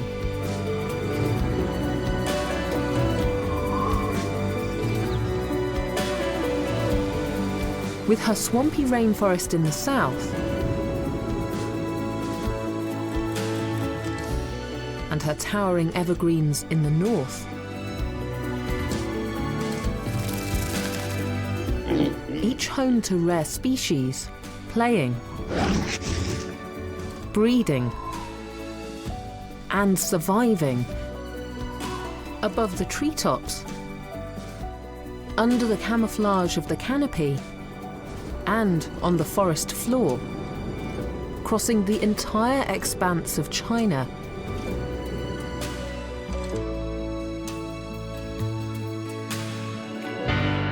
But this precious habitat is vulnerable. And every effort is now being made to preserve it and the species born into its ecosystem.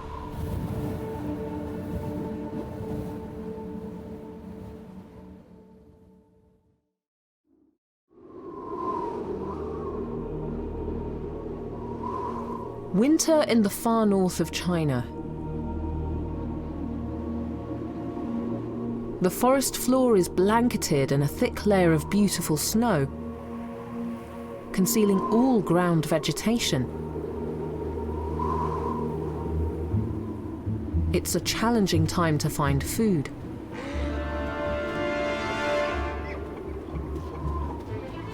Especially for the most vulnerable animals, the young and old, who struggle to survive. This is a family of wild boar. They're specially adapted to the task of foraging in winter. Her long snout, backed by the power of her big head, acts like a plough, so she can dig up to 10 centimetres into frozen ground and lift up heavy rocks to uncover the juicy insects living underneath. Her boarlet trailing behind, born in warmer weathers, has just been weaned and is today learning the ropes from its mother, building up the vital neck and head muscles needed to uncover lunch. But other hoofed animals don't fare so well in winter. Deer use their hooves to clear snow away from plants. They graze on grasses and dwarf shrubs, coniferous tree shoots. But they have a poor sense of smell, and so in deep snow can find it difficult to locate vegetation. In times of desperation, they even resort to eating tree bark. A breeding centre has been set up deep in the heart of the forest to boost numbers. Here, a population of sika deer bred in captivity are thriving and preparing for release and life in the wild.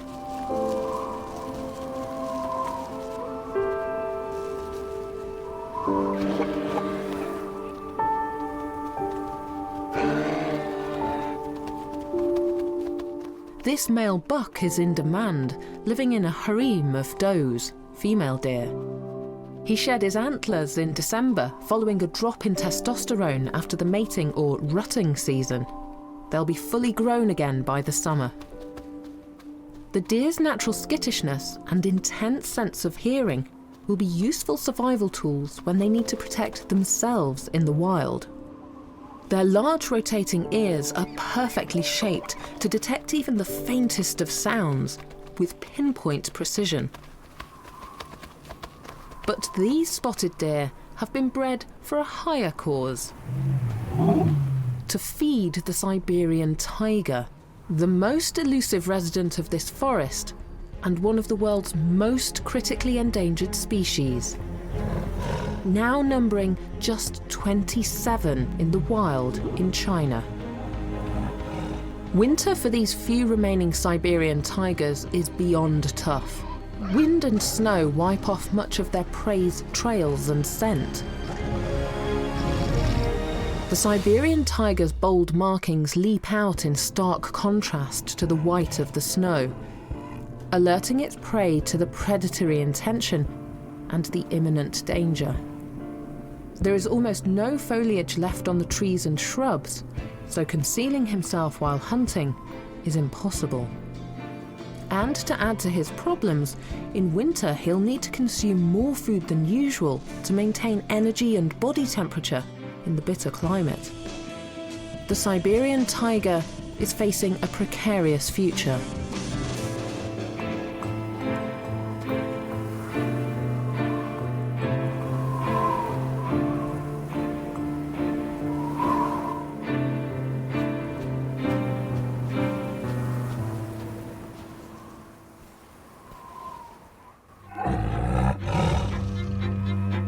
His survival is now in the hands of Park Ranger Lao Yen and his forest patrol team, who spend the winter living in remote isolation in Dahuanggo Forest, not far from the border with North Korea, where they monitor the every movement or faintest track left by the Siberian tiger.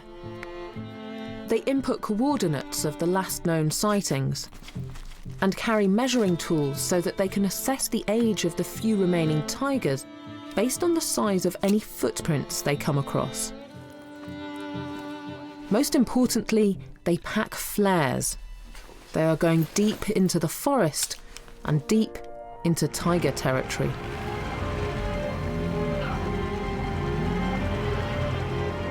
The tiger is the top of the food chain, but his survival depends on the survival of all species, from the bottom up. The team is determined to support the wildlife in this forest struggling most with the extreme weather and food shortages. And winter is the busiest time of year for Lao Yen's squad. They abandon the vehicle and set off on foot, sensitive not to alarm any of the creatures living in this remote and peaceful habitat. They're careful not to let their work affect the behaviour of the forest's inhabitants, wanting this habitat to remain untouched by man. And other efforts have been made to assist them in protecting the forest. All hunting and logging is now banned to help the ecosystem flourish. They enter in silence, stealth-like, walking in single file to minimize footprints. They are the unsung heroes of wildlife conservation. Their first stop is a feeding station, where they put corn in the feeding trough, a high-carbohydrate diet to keep up the animals' energy in the winter. And Lao Yen hangs a block of essential minerals and salts. This food bank is predominantly for the hoofed animals, especially the wild sika deer. They can survive for up to a month without any food, but a loss of more than 20% of their body weight in winter would signal disaster. Next comes Lao Yan's favourite moment of the day, checking the recordings on their infrared cameras. These record any activity round the feeding station. It's an important piece of evidence, recording which animals are living in this corner of the forest, and they are encouraged by the footage. The station attracts a host of animals, mainly deer, but also boar, a badger, and a bear. But as he spools through the footage, he finds something remarkable. The Holy Grail. A lone Siberian tiger recently prowled through this very clearing. One of the last surviving individuals left in the wild on the planet. And he looks like a very healthy specimen, confirming everyone's hopes. The future of his existence is now firmly in the hands of the rangers, who have designated this and other forests protected land, to be inhabited by the planet's rarest and most elusive species.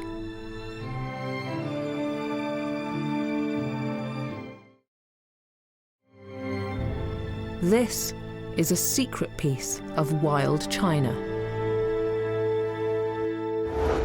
The awe-inspiring karst scenery of the Mayang River Nature Reserve in China's Guizhou province.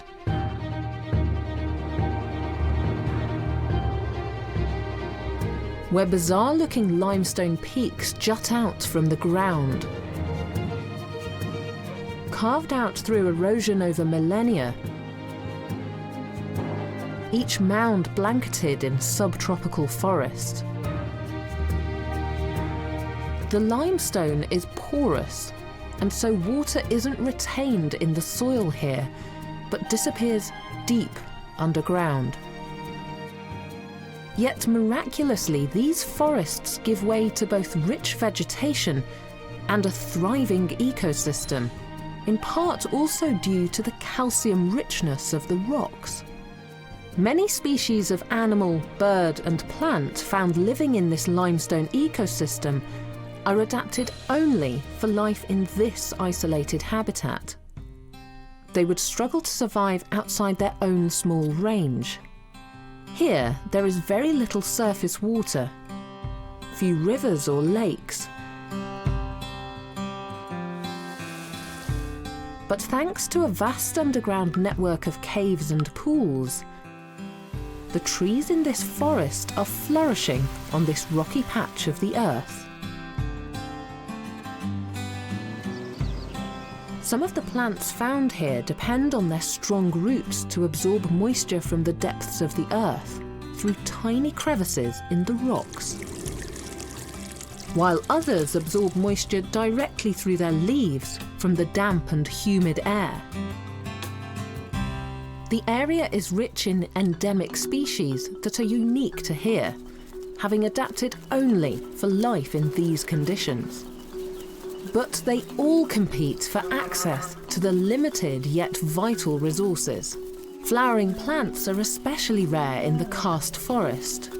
This Japanese banana flower produces clusters of tubular flowers, only in the months of August and September. Deep within each flower is the sweetest and largest single supply of nectar found in the forest. A vital source of food and hydration, shared and fought over by bird, butterfly, and wasp. The plant produces its irresistible nectar to attract attention from these would-be pollinators, who unknowingly transfer the fine powdery pollen from male flowers to female flowers while feeding on the nectar. This fork-tailed sunbird's downward curved bill is perfect for extracting the nectar from deep within the flower.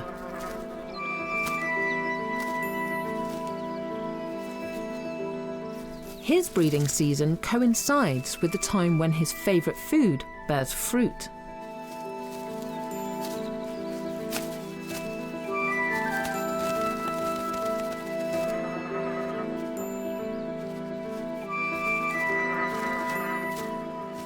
Like a hummingbird, he's able to extract nectar by hovering close to the plant.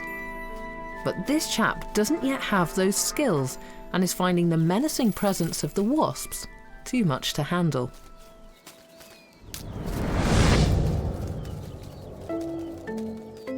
He flies away to scour the dense forest for any other flowering plants.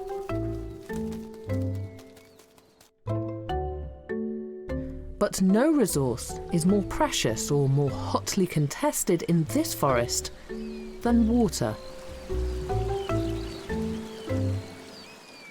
And the athletic Francois langur needs more than most species sharing its habitat.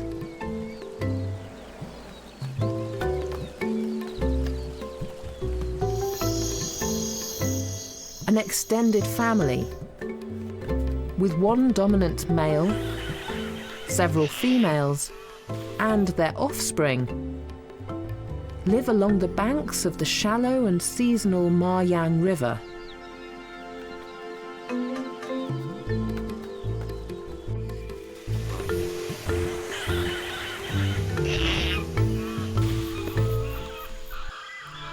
With direct access to the mountain's most reliable source of surface water.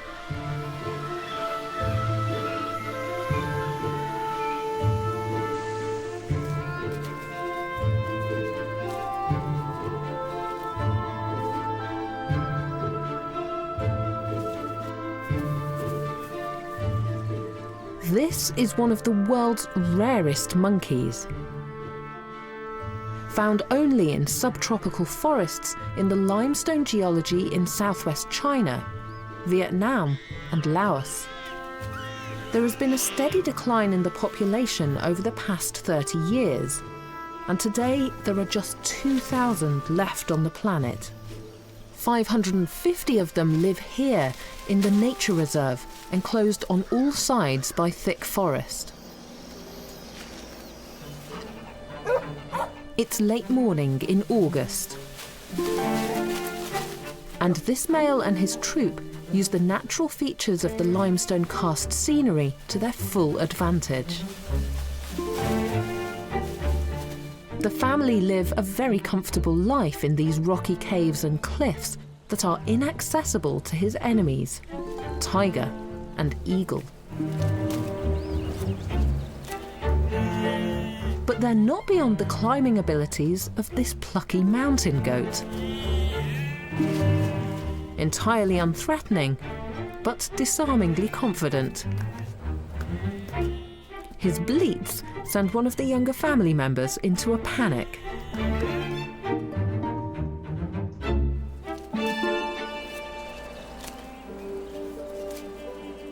The langur's diet is primarily made up of leaves. But he won't eat any old leaves on offer in this vast forest. The langur is a picky eater. Studies show them to have preferences for a very small range of leaves. Some of his favourites are the dwarf ylang-ylang and the brown beech.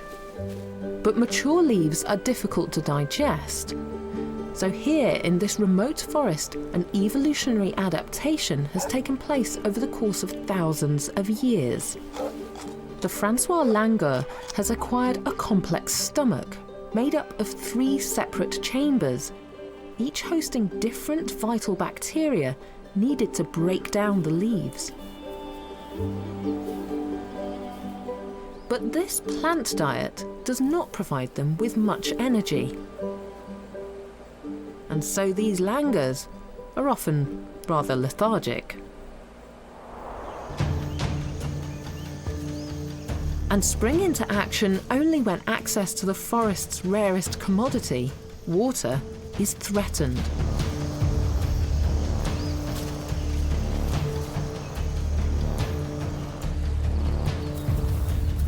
This troop control access to this river.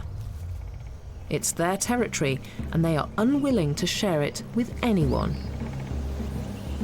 But they aren't the only troop in this part of the forest. Guards are posted to keep lookout in the trees. But the hypnotic buzz of the cicadas is too much for some, and this young langur has been lulled into a state of slumber.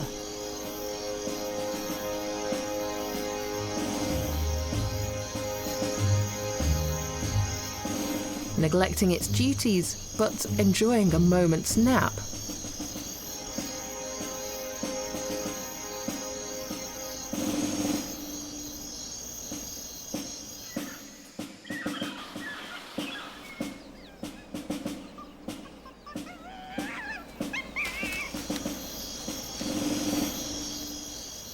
Until awoken with a startle by a loud shriek.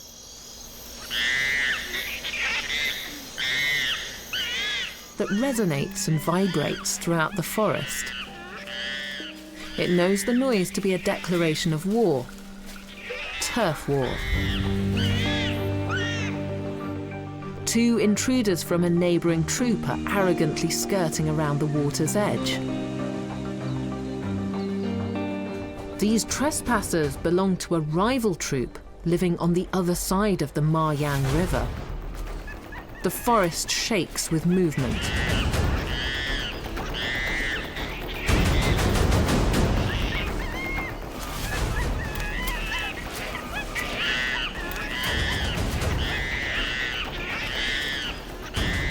As our family rush down from the treetops to defend their precious strip of water and their community's honour,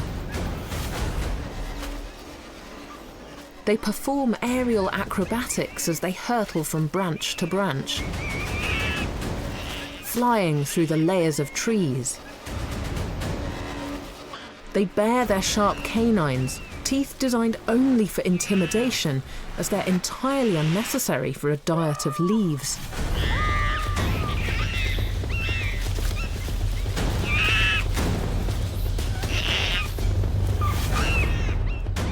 Francois langur are sociable primates, but only amongst their own troop. The invaders are forced to retreat and run back to their side at great speed.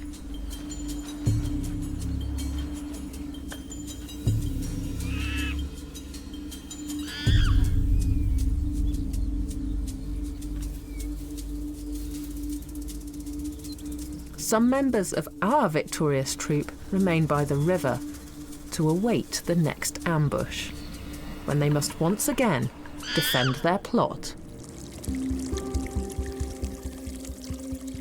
The water's edge is a common battleground here along the Ma Yang River, with many species like this blue-fronted redstart laying in wait for its prey. He lives by the water, awaiting insects who venture here for refreshment.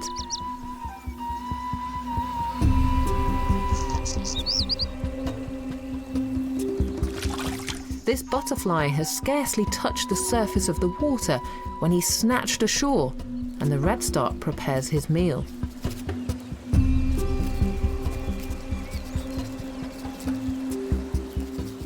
Within seconds, the butterfly's flapping wings are removed and only his protein-rich body remains.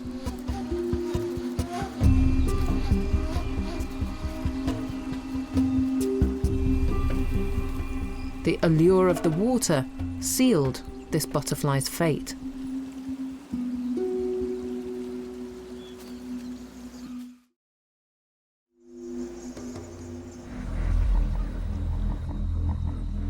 With the langur family's patch secured, for now at least, the remainder of the troop, mostly females, retreat back to their cave dwellings.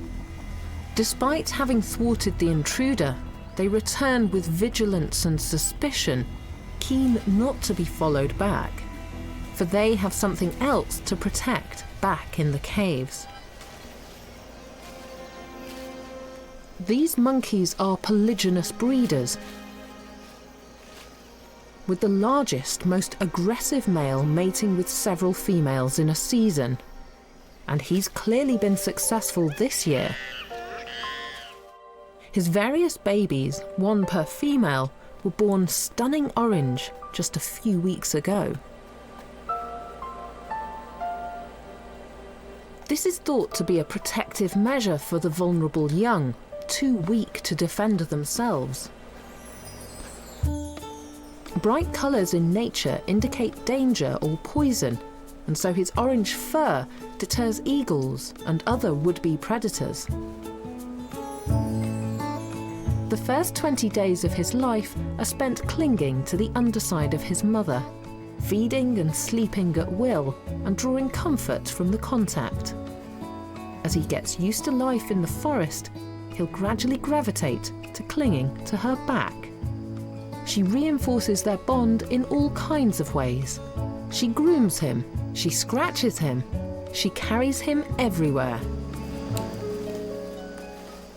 Already his tail is turning black.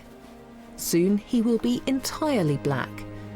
But he won't reach maturity until he's 2 years old.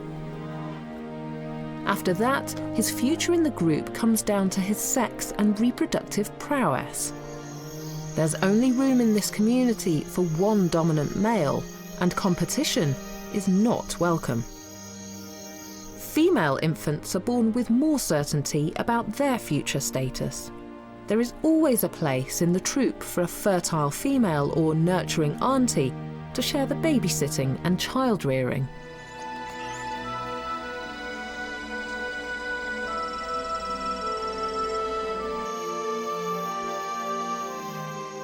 But when this male reaches sexual maturity, he will either be forced out of this troop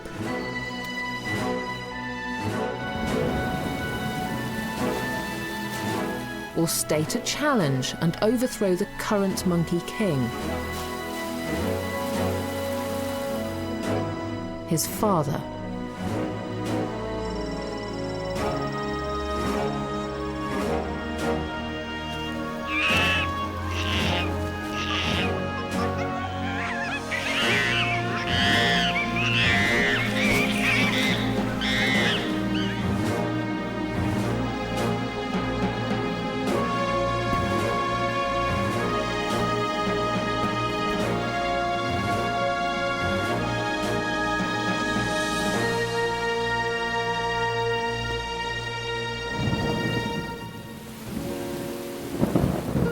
In this forest, the rains are very welcome, bringing a release to the humidity.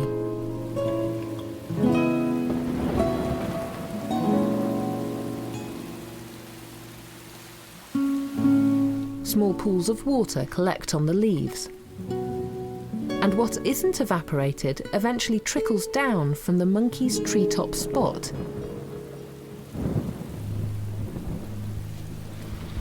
Along the way, it passes carbonated rocks that filter the water before it then emerges at the depths of the forest floor as springs. To be enjoyed by this male silver pheasant and his flock of brown females.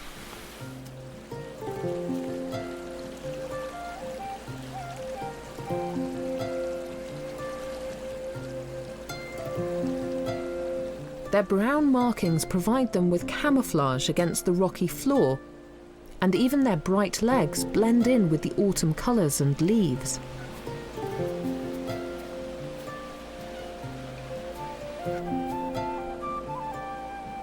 But his striking appearance stands out from the environment and is designed for another purpose altogether. It's taken him 2 years to grow this elegant set of full plumage, but as a terrestrial bird, his elaborate feathers are largely ceremonial. In his society, the most beautiful male, with the finest plumes, owns all the females. A cherished commodity.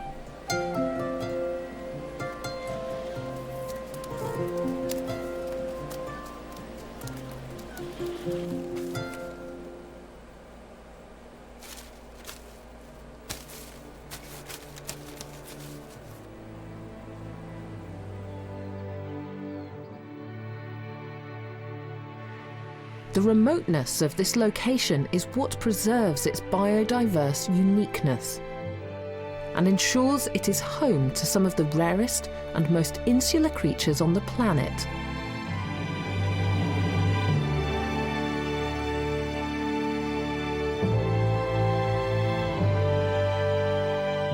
But 1,000 kilometers northeast of this subtropical landscape, in a paddy field and working farm carved out of a clearing in the forest, is another most rare sighting.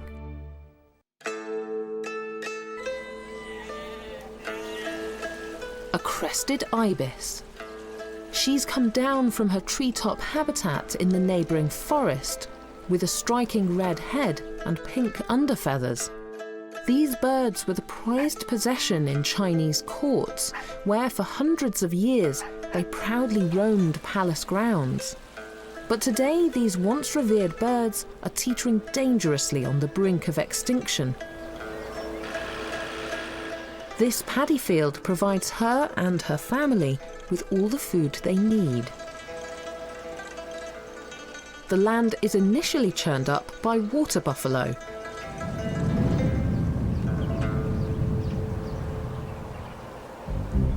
who writhe about on the wet ground, their strong horns and massive bodies helping the farmers to plough the land. And this process in turn exposes lots of insects and small creatures. A boon for our wading ibis. She uses her curved bill to peck and store food living in the water-saturated ground. Amphibians, crustaceans, fish and insects.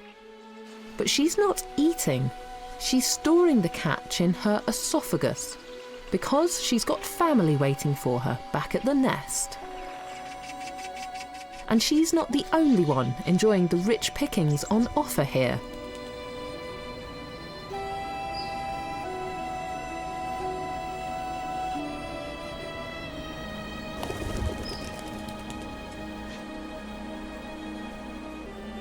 While today this paddy field is offering up a great source of food for the crested ibis, its numbers are dangerously low. 20 years ago, only 7 were thought to be left in the wild. Numbers plummeted as its habitat shrunk, and trees were chopped down to make way for farmland. But the crested ibis is also caught up in a complex, vicious circle. It chooses only to live and nest in the outer patches of forest, closest to paddy fields, the very areas most likely to be cleared next. Their life has been defined by displacement, and with each move, their numbers decline. These birds once existed in such huge numbers in the paddy fields in the great rice-eating countries of China, Japan and Korea that they were considered a pest due to crop damage, and so they were culled. For over a decade, a massive conservation effort has been underway in China, with wonderful results. This mother takes flight and returns to her young.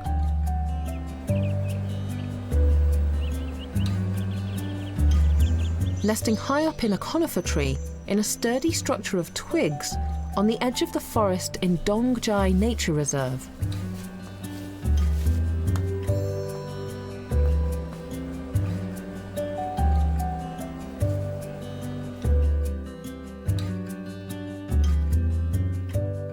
She feeds them directly into their mouths with food she's carried from the paddy field in her enlarged esophagus.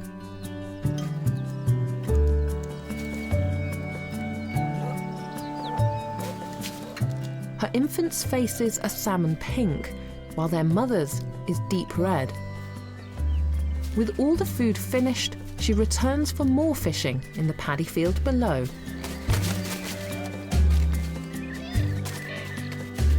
She was bred in captivity but released into the wild just a few years ago. Her young are the first generation of wild crested ibis, bred in the forest and now, once again, being born into their natural and wild habitat. Female ibis always lay 2 eggs. And luckily for her, this time both have hatched successfully.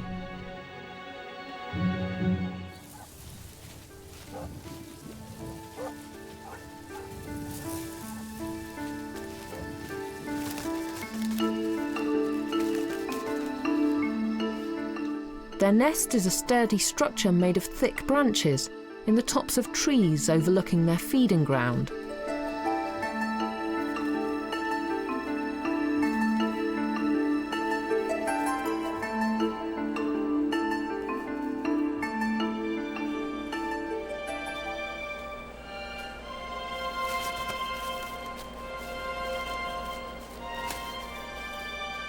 The young are yet to fend for themselves. They haven't flown the nest. And so they keep themselves entertained and exercised, unfolding their wings to both regulate their body temperature and practice their balancing skills.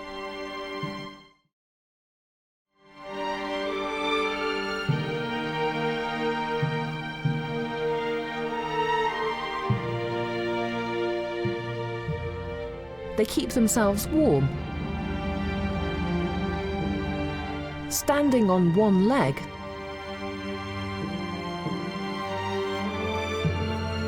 tucking the other into their body, and so reducing heat loss by about a half.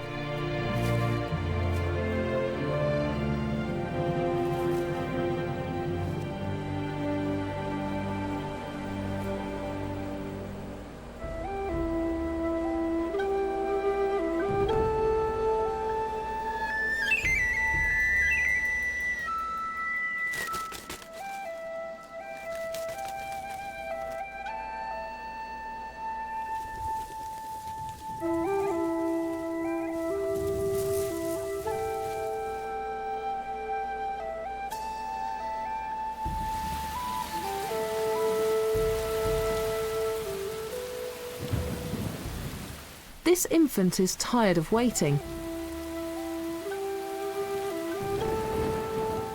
and slots its head into its neck for a nap.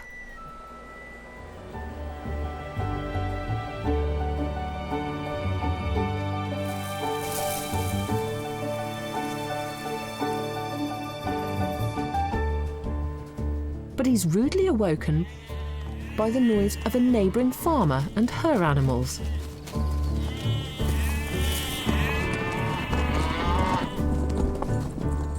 Today, local farmers and crested ibis now live in harmony with one another. And the farmers make every effort not to harm these precious birds, no longer using fertilizer or pesticides in their fields. And so the prospects for this crested ibis are looking up. All these efforts to protect this species from vanishing are really paying off. Living in a tiny area of this forest is China's small but vitally important colony of semi-wild crested ibis. 1,000 birds are needed for a population to exist in the wild without human help. But it is likely that in several decades we might once again witness the flares of colour in the sky as their pink wings soar overhead.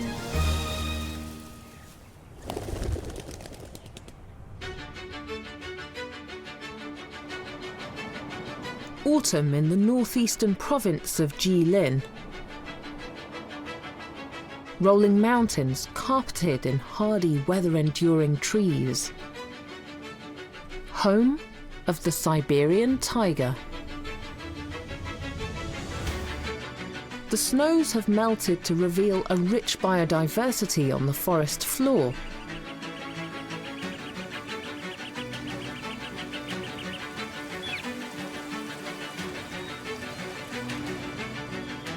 like the coral fungus. And brightly coloured spores. And a field of the rare low-level creeping pine. Few ever get to witness these wonders due to the endangered species living here and the fragility of their ecosystem. This is a secret natural world, much treasured in China, and home to one of the oldest trees in China. This 40-metre tall Chinese yew has been growing here for nearly 1,000 years. But today, a privileged few are invited in to this heavily protected coniferous forest, where they will live a secluded life for the next 30 days.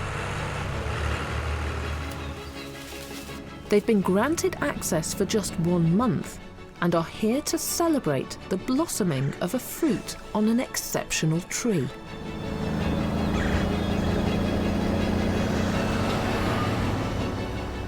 The Korean pine. Unusually, one of this forest's most valuable specimens is also its most numerous. There are millions growing in this forest. But what makes this tree so unique and fascinating is that it doesn't blossom until the ripe old age of 30, taking a further 2 years before its fruit, pine cones, ripen. This event is patiently anticipated and much celebrated.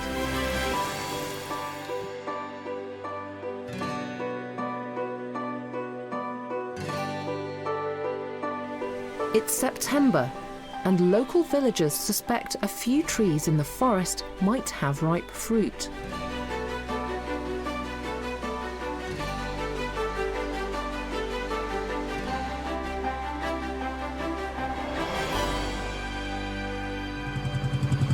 Their income comes from harvesting the cones, and so they set out to collect what they consider to be treasure.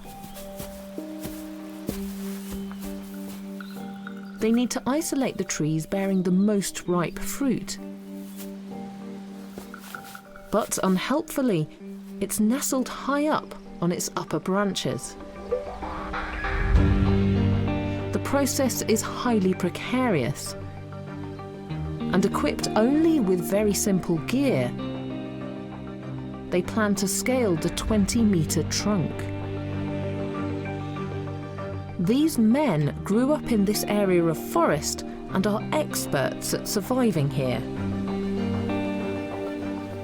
He's fixed crampons to his boots to grip the tree and created a homemade design to ensure that the points don't change direction.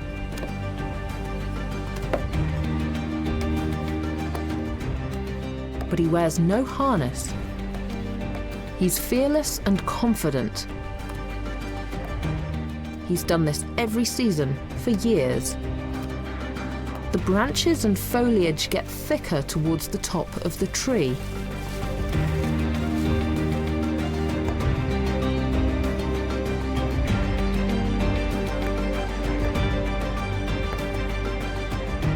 And he reaches the summit in minutes. His friends on the ground can see the pine cones better than he can. They direct him to where they are, camouflaged green in the dense foliage. Incredibly, he's used up all this energy and risked his life for just a handful of cones. But restraint is the secret to ensuring future generations are able to harvest the fruits of this forest. Unfortunately, there are also some easy pickings from windfall.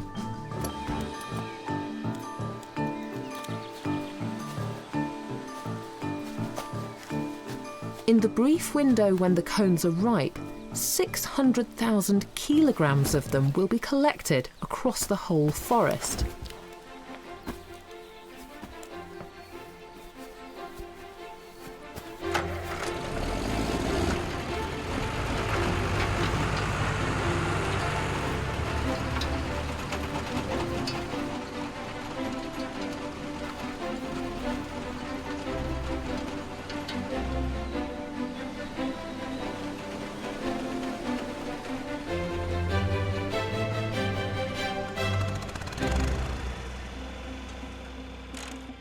They take the cones to the village for processing, and the valuable commodity will be sold in cities around the world.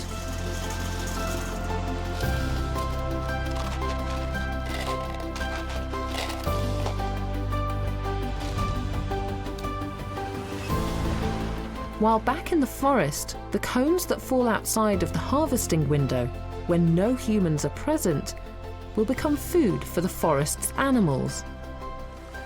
And the pine's seeds will spread and give birth to more trees. Such is the cycle of life. None of us would be here without forests.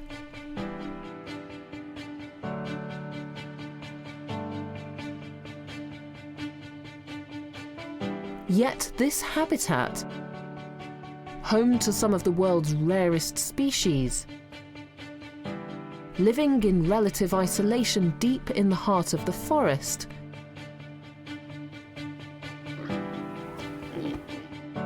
has been one of the fastest shrinking ecosystems on the planet. Man has long craved the most beautiful and rare of species, proclaiming them the most precious.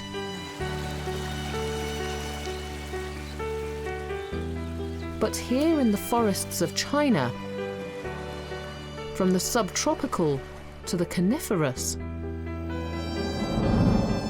major efforts are underway to protect and preserve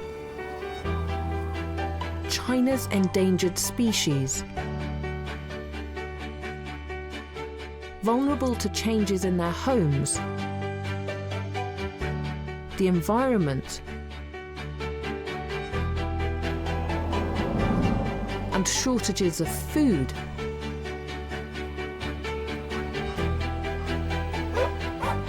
And so daring to step out of the safety of their natural habitat. Only by understanding the mysteries that lie deep within these habitats can we know how best to support and maintain the extraordinary creatures who call the forest home.